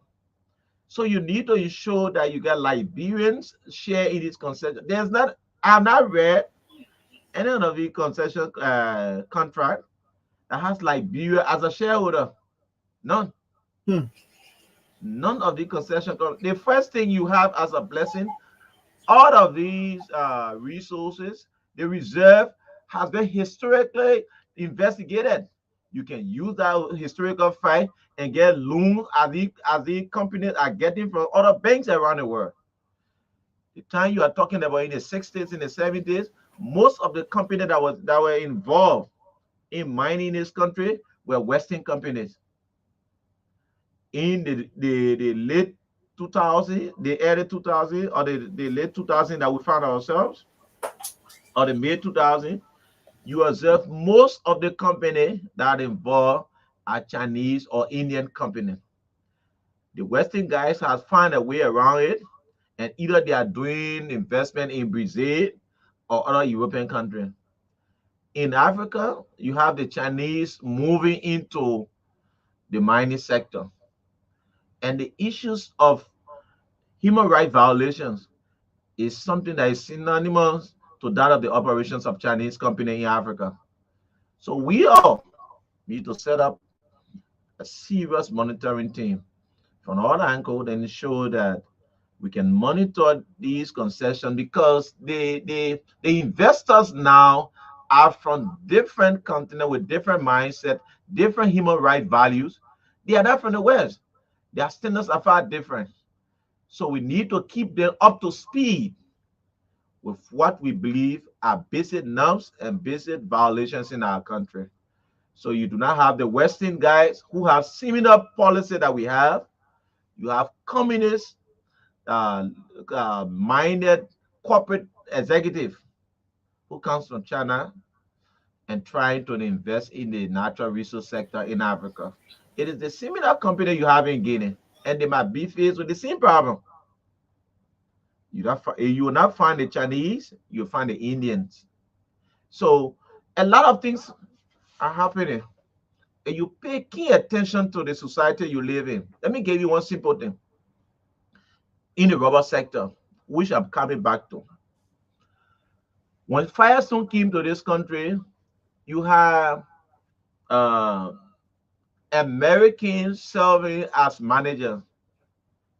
There was a lot of issues. Yes, they tried to solve some. They took on basic social services. They tried to do their best to keep it at a certain level. People tried to advocate for the right to be done. In recent time, the Indians have taken over Firestone to some extent. The management of Firestone, the management of SRC, the management of there's a rubber company in district number 4, LAC. So what they have done is that they have one of their colleagues who is Jetty, who opened another rubber purchasing, local rubber purchasing factory in the country. They lobby and ensure that the president placed a moratorium on the sale of rubber by other local Liberians who do not have the capacity that Jetty, who was given loan of 25 million in this country. It's another serious thing we need to look at. And some of us will pay key attention to some of the issues to ensure that if we cannot disrupt it, we should end it to a point where people understand this country, Liberians should benefit. So the issue of concession is something all of us need to pay keen attention to, with specific clarity on issues that they have said they will do and they have failed to do. If we have had past leaders who have failed to live up to these things, watch out for some of us. That is why we're trying to build a network of lawmakers who hail from communities with natural resources and have concession companies to be able to bring policy that will positively impact the lives of the Liberian people in our sector. Sekou, that man is talking some big things here. From my understanding, he's literally saying that we should start nationalizing state resources. That way you are heading with this thing. That's where I'm going. Yeah, because Every company should have a Liberian. That is why when you review the mining law of this country, you will create, from what I'm writing, you will create the national, I call it the National Mining Company of Liberia. The essence of that company is that every concession company that will come, we have the reserve. They do not have. We should not be crying for social contribution. We should ensure that Liberians should have a share and have a managerial right on the basis of our shared control in our company. You bring in loan, we got the resources. You go, you sell, or you get a peanut. So we need to look at the law better and do it Segu, right. they bought talking beating your Segu. I don't know. I think you listen. They made the real deal. You know, the reason why I've been giving you all of you guys time to ask questions, having asked questions since the opening of the conversation, is that we do not have enough time today. And I'm going to be asking Honorable Fahnbulleh to be like other lawmakers who have been vocal and who have been open for having periodic conversation on national issues. You know, everything can be about this party and that party.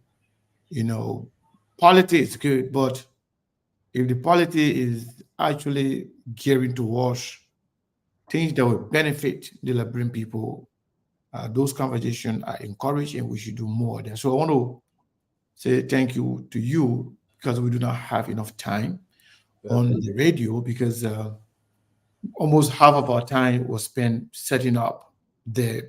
You and I spoke maybe an hour before you came on the show because when I asked 30 minutes before the show time, you and I spoke, you were there, you were somewhere around, there, but for some reason it took forever, almost close to more than half of the time on the first hours of our time, setting up. Unfortunately, that's technology, it happens all the time. And hopefully we'll have you here where we can have a full show, because there are a lot of questions. You are saying a lot of good things that we need to expand on a little more. Indeed. Yeah. So we are encouraging you. Whether when you're in Morovia, you can go to Truth FM, we can have a conversation. And when you are in Beaumont, you can go to a radio format where we can also be there. We can have this conversation, not just one time, but periodically, to update the Liberian people. You're doing a good job. It's a good start. We don't know what it will lead to and how it will go, but if you can, galvanize support, like you have said, to make this a national issue, a national concern, trust me, you will not only gain traction, but you will also gain support from Liberians across Liberia and around the world. Because people have been concerned. Some of us actually were a little bit mature during normal day.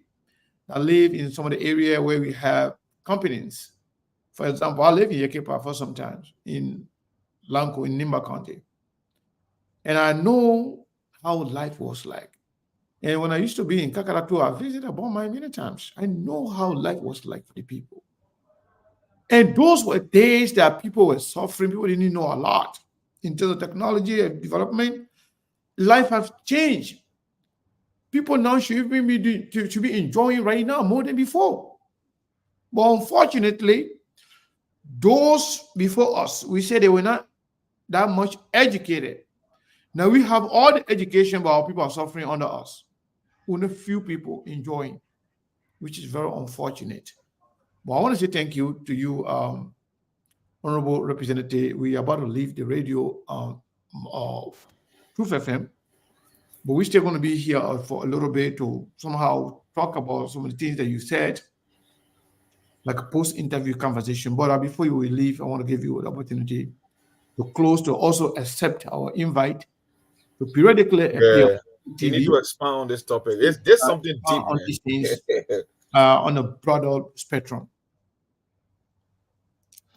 Okay, so I would like to say thank you for the invite.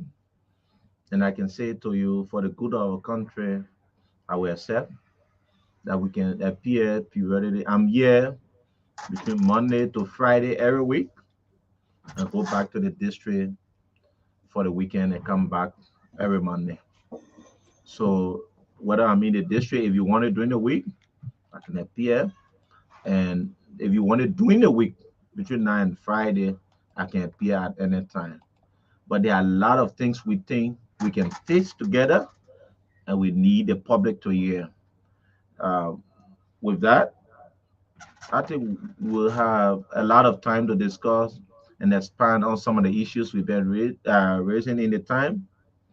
And with that, I believe we all can see how to sell the idea while we sit in positions of trust and taking policy decisions.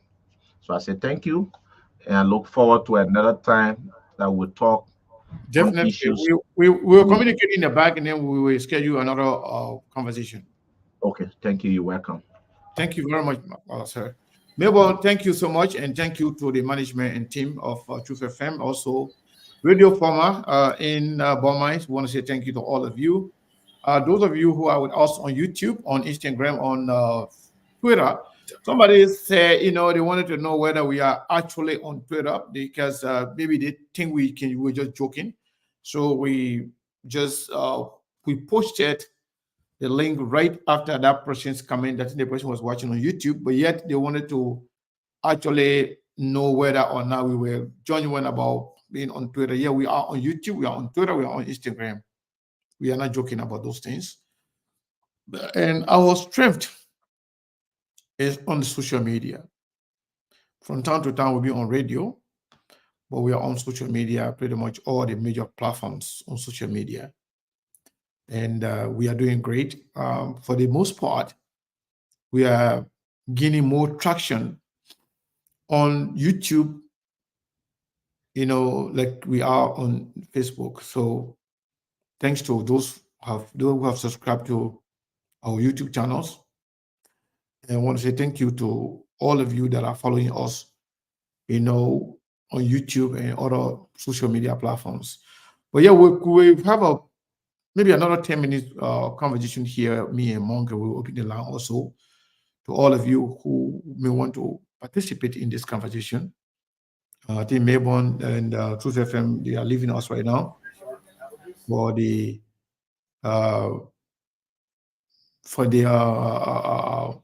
local news for the family news there in Liberia on Truth FM. Mayborn, do you want to say something, or you already into motion for your news? Okay, Mayborn already into motion for his news, so we'll leave Mayborn and then we will continue our conversation on this side here. So let's take the first caller here. Stage 12 number, last four DJ 5847. What is your name and where are you calling from? How are you? This is Gwen from Detroit. Gwen from Detroit with Minnesota number. How you doing, Gwen? Yeah. I was listening to the representative. Mm-hmm. I was driving down the freeway and it just breaks my heart. Because talk is cheap, Sekou. We got to have the willpower. I hear the representative saying we will pay keen attention. We will pay keen attention. We will shame these people. We will build a network of representatives.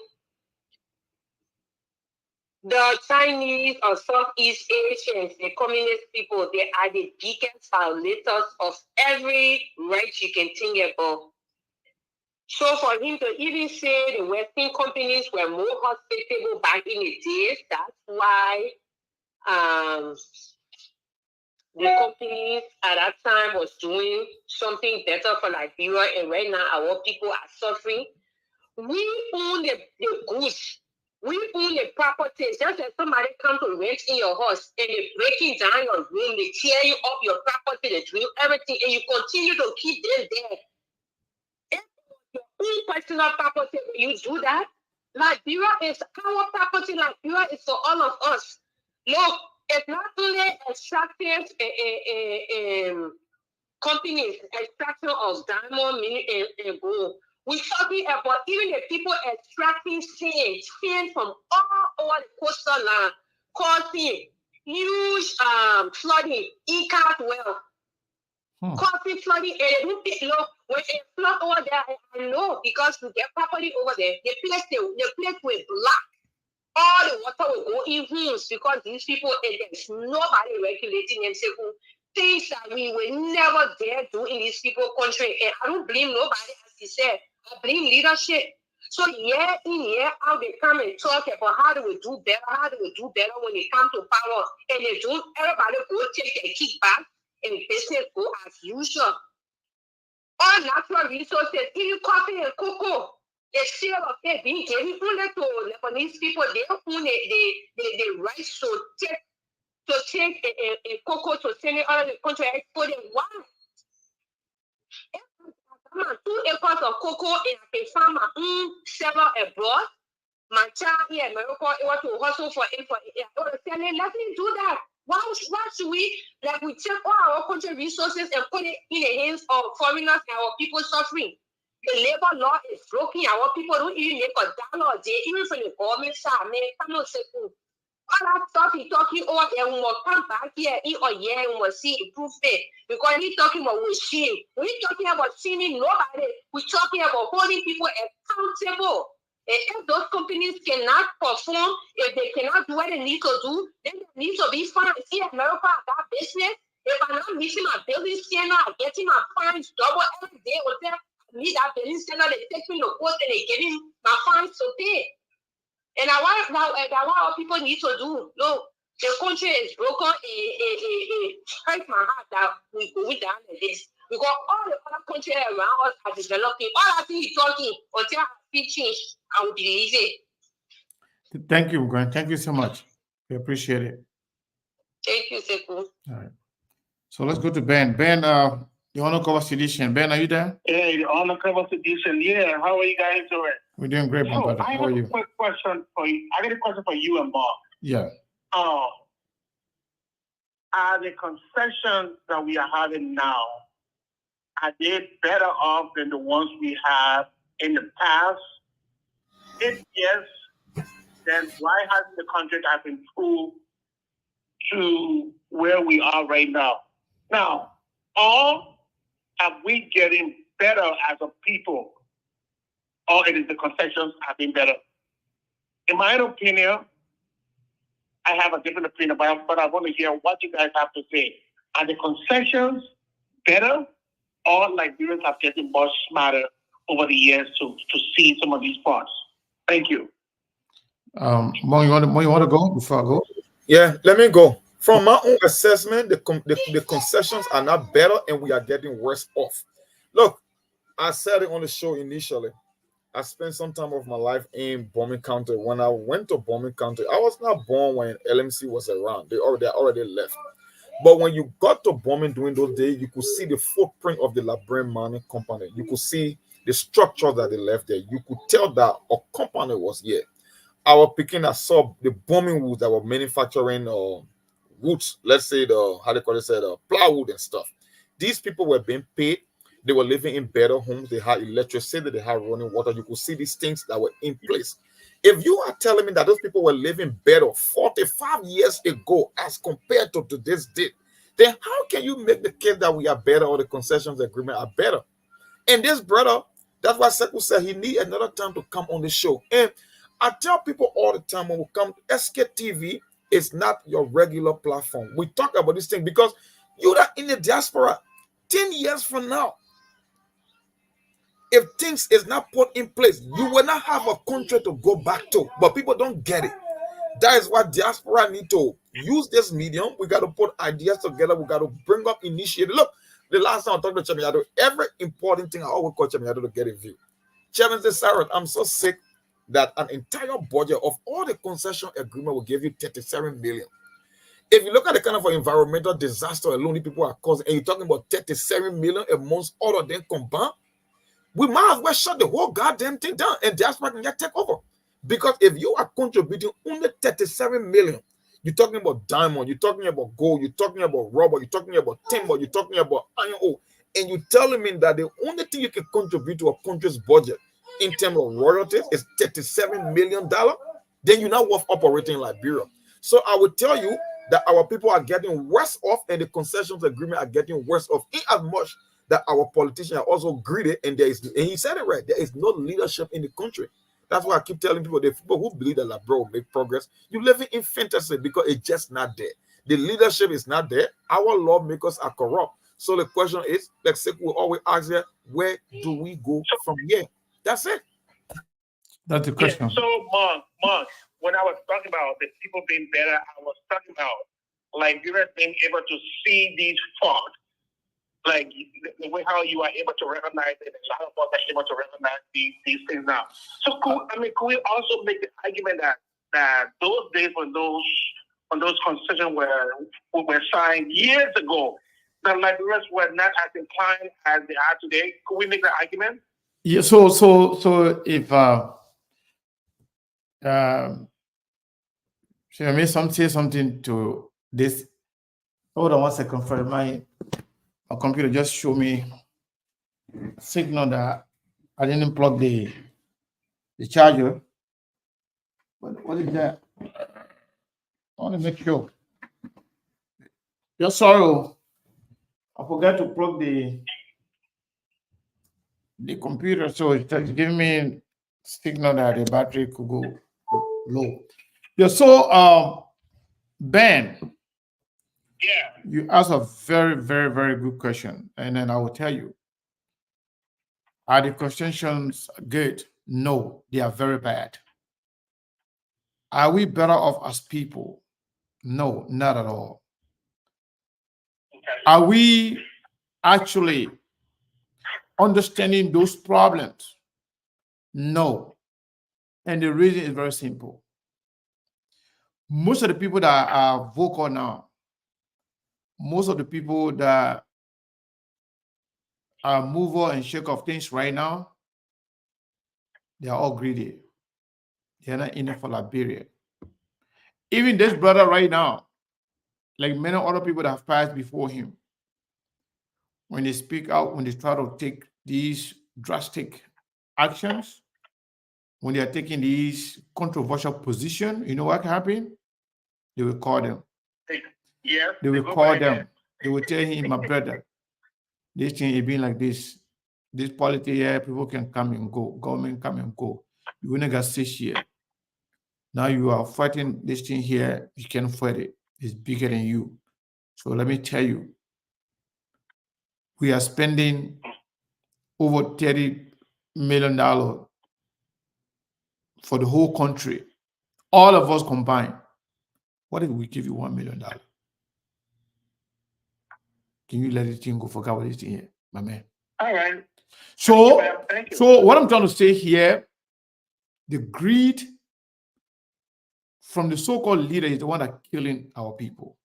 And those who are supposed to be fighting, some of them, they don't used to good things. They have not experienced it. They don't know what good thing looks like.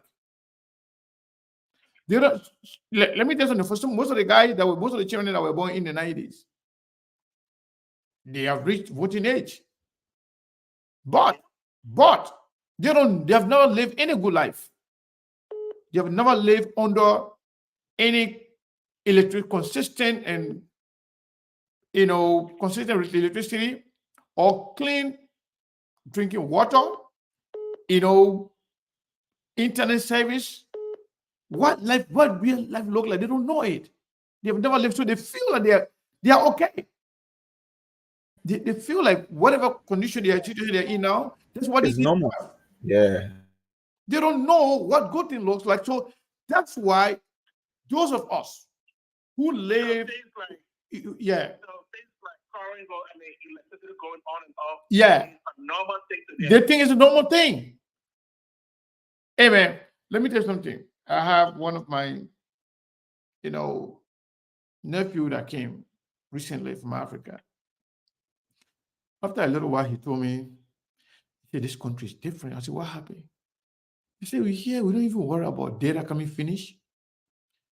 In my phone, and I don't really worry about current go, current come, and food is not even a problem. He said, I see why you people in the diaspora can be angry at Liberians in Liberia, but you're not blame also. we don't even know what good thing is. So I just wanted to agree with you and to answer your question. No, nothing is good, and the reason is because the people are greedy, and those who are suffering, they don't even know what is good. All right. I want to say thank you, but there's a lot of things to say where I leave the line. No problem, brother. And I think that is one of the reasons why you see people in the West, once they don't have to worry about the basic necessities. So why do you think somebody will go and spend money on a dog or on animals or do other extra activities? Because guess what, you know what? They have enough to take care of themselves and they can do all the extra stuff. That's why sometimes when you leave Africa, you can say, people spend all the money on the other things. It's because the basic necessities is already set up. It's not something that you have to worry about. Food, water, and shelter. No. Yep. Nope. Anyway, thank you, man. Thank you, my brother. Thank you so much. We'll take a few more calls. They will carry a day. Caller, what is your name and where are you calling from? It says Mark, but I'm not too sure. Brother Sego, this is Mark from Sweden. Mark from Sweden. Okay. Mark, how are you? Yeah. I'm good, Brother Sego, and I hope the Almighty is protecting you as you go through the Ramadan. Thank you. Thank you. Yeah, brother.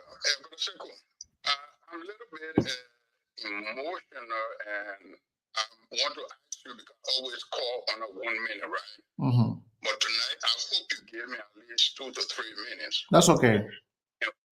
Thank you, Brother Sego. Brother Sego, you see the position that Liberia is in today is exactly where America wants Liberia to be. And why am I saying this? Under the late President Tolga, when he took over from the late President Tubman, 1972, he was a visionary and a progressive leader. He tried to integrate with the indigenous and the American Liberians by the slogan, high total involvement. Now, on the Fahnbulleh belt, Liberia, we have more than 7 factories on Liberia. He took that country to a semi-industrial country. For example, in Maryland, we're exporting sugar to the America. Now, what brought the destruction of Liberia when President Tolga posed a national security threat? Liberia posed a national security threat to America, and most people don't understand what it means. If America is dependent on oil from Liberia, and you try to take that oil from America and sell it to Russia or China, and the American people depend on it, you pose a national security threat. Let President got closer to the Chinese and the Malaysian, because Liberia was the highest world rubber producer before Malaysia. Now, when the late president got closer to the Chinese, and at that time, China started for industrialization, and they needed the rubber and the iron ore from Liberia. The same as Malaysia was building up infrastructure under Dr. Mahathir, who's the longest serving prime minister in Malaysia. The Americans, they destroyed our country.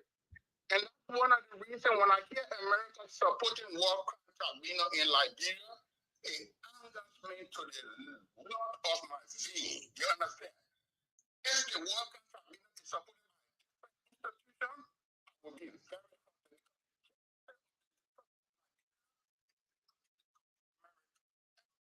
innocent for the death of our people. They make sure that country is destroyed. Prince Johnson and his people, they listen to your show. My suggestion to Prince Johnson, a video how America assisted you with ammunition and communication devices that you killed Joe. You, Prince Johnson, you're going to go down like a villain. So America is not innocent, but I said, most of the companies you're talking about, because I lived in Monroe with my engine before, in Yekepa and I lived in Lot before. All those companies that came to Liberia, those days we were not, things were not advanced as today.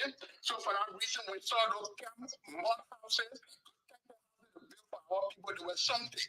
But because our labor law is not strong, our labor ministry is not strong to go around and do inspection on the new company that are coming to Liberia. And most of them, they are bored. Okay? So the same way those people abuse our people, the bomb mines they're talking about, they start beside the South Quarter, the Geo South Quarter, the rest of the hill of bomb mines were muddy. The same thing with Lanco. Besides the CN staff quarter, the jail staff quarter, no development. The same thing in Lac. The camp houses where I call my brother grew up and I spent some time with them. The same thing in the whole mother area. So the same way that people abuse our people in the past and give us chicken change, that's the same thing that continue today. Someone said they come with 1.2 billion investment in your country. Instead of the money the person come to buy your mineral resource or the money that they come to use to build their own institutions. So sometimes I'm confused. Or the quantity of material that they're going to take for which they come with that 2 billion and they give you that 2 billion. So sometimes I'm confused with this kind of concession people signing.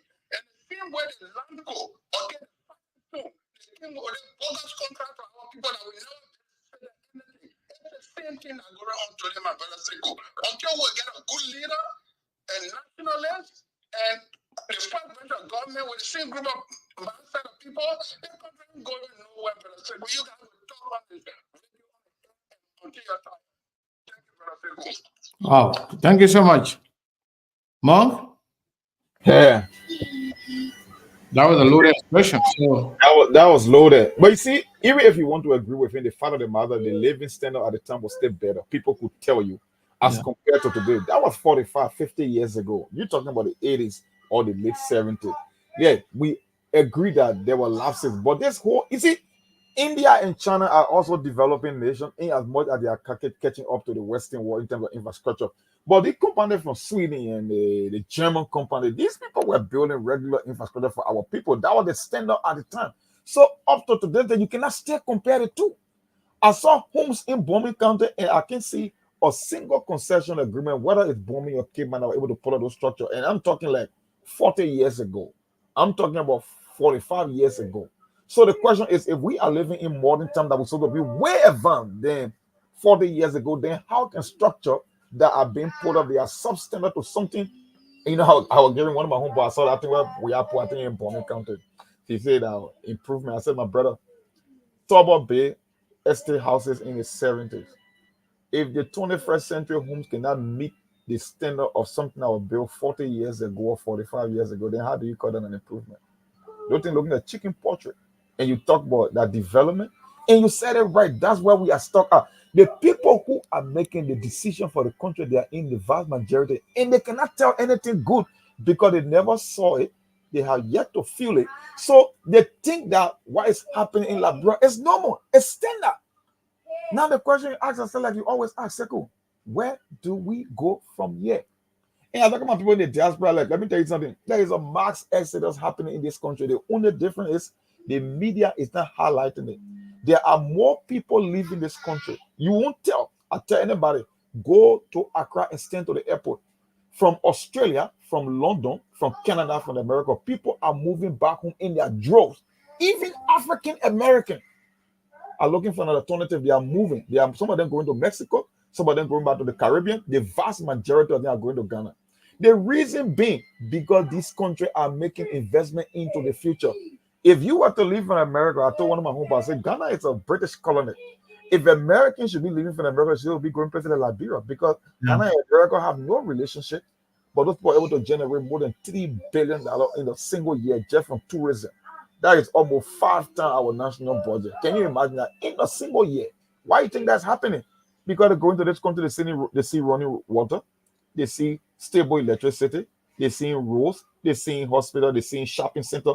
So they're like, you know what? and they see the justice system working. That anybody, I mean, the corruption is minimized. Yeah, corruption is minimized. The justice system is in place. People get freedom of movement. Why do you think the typical American man, in as much that Ghana has no diplomatic relationship with the U.S. in terms of historical ties, why do you think he would not want to go live there? He will want to live there because he'd be like, you know what? This is Africa, but at least from what I'm seeing here, I can live in this society. And that's exactly what happened. I tell our people here that listen to this program every day, if the diaspora cannot put her act together, you will regret it a few years from now. Think that in America that you are all comfortable and that's just about it. We come on the platform, we tell you, support this platform. Let's bring on ideas. Let's take on something much bigger than you guys think. It beyond politics. There will come a time, and very few, in a short period of time, you won't recognize your country. You won't recognize Liberia if something is not done. I'm telling you. And that time is coming. It's coming pretty fast, much faster than expected. That's all I can say for now, Seko, because it's kind of painful when you say these things. Yeah, it is. So yes, folks, we want to say thank you to all of you for being here today. We have been here for about 2 hours and 14 minutes, almost 2 hours, 15 minutes. I think that should be enough for today. We want to say thank you to all of you for being here, for sharing the show. Like I always said, your reactions, your likes, your hearts, your share are not as impressive as they should be, but we are thankful to those of you who are doing it. I want to encourage everybody when you come on the show to please share the show. Some of our people themselves that are part of the team, they don't share the show. For them, sharing the show is sharing it to other groups and other people, but sharing it on your page, On your page, yeah. profile. Yeah, your profile. When you're using to watch the show, just share, just click share. It will go strictly on your profile. Yeah. So that everybody that follows you, they will see it. Yeah. And that's what we call sharing the show. And I think I'm gonna have some issue with some of our own people in the next few days. If you're not going to be with us, you don't have to be with us. But if you are with us and you're not doing what you're supposed to be doing for the platform, then you have no use. We have no use for you, because we have to grow our platform. And growing the platform, let's grow the platform legitimately, legally, in the right way. By sharing it with regular people, real human beings. Not just on viruses somewhere where you just plug in and then they give you some number that don't exist. We want the regular people to be coming on our show, to watch the show, to react, so they can take the message to their people. Yeah. That's the only way we're going to change that country. Yeah. If this is about popularity contest, or maybe somebody trying to holler they are popular just to get free money from people, it should be about our people. It should be about regular people. It should be about real people, normal people. And to do that, you have to help us in the process. As you can see, when I'm on the show, we can have more people on here than when I'm not on the show. You know the reason why? Sometimes I can share the show to more than 70 to 80 groups. Yep. I'm telling you. Well, anytime we see me bang my head, I can be sharing the show to different groups, different pages. So that people, a lot of people, they can see, notification. So once you share it on your personal page, those that follow you will see it. You share in the group that you're in, those that are in that group, they will see it. Everybody will not see it at the same time. But at least a lot of people will see it. Some will come, some will not come. Some will watch it later on. It will help the platform to grow. It will help to disseminate our information. It will help, our country to move forward. I was checking our insight on the page. We have more followers. Oh yeah, in Liberia, in a country in Africa. Yeah, the analytics. And the analytics. Then we have more in the next to Liberia, the Ghana and Nigeria. I was shocked, Nigeria and Ghana. And then when you come to the Western world, then we have United States. So let us support our platform. Let us try to share the show every time we come on. And when you are hearing some things that you like, you click, the heart or the likes. Facebook love those things. Yeah, the interaction, that's what the algorithm will pick up. Action. They like the fact that people are interacting with you. They are interacting, they are saying, they are following. They are actually, their presence are felt. That's what they want to know. They want to know that you are there. But if you are here, you come in here, you don't share, you don't click like, you don't click heart, you don't do anything, you're here, you enjoy and just go. That being selfish. Let's not do that. Imagine I'm seeing like 400 plus people here, right? On this platform, on the main screen here. We haven't have a 27 reaction. Both likes, heart, and angers. All together 27. Just see your finger get a problem. But anyway, yeah, thank you. We appreciate your time. Monk, I think we got to call it a day. Let me just check just in case. For sure, let's call it a day. Yeah, we're having a good Samaritan here today. Let me just check. Okay, not today. One of our regular follower, I think she said she had problem when it comes to her payment. I don't know, but the contact number, the Zelle or the cash app, she said she attempted 2 or 3 times. So I think gotta make an update. Or I don't know. Yeah, but I don't know that person. But we some people have had that issue before. But sometimes they got to update their own phones. But yeah. But I will give you a contact. I will put in your inbox, then you can reach out to her because she said she want to do it because she got some procedure coming up that she want to contribute before she go to the hospital or something. But I will send you her information. Yeah, just send me the information, then I will try to get to her.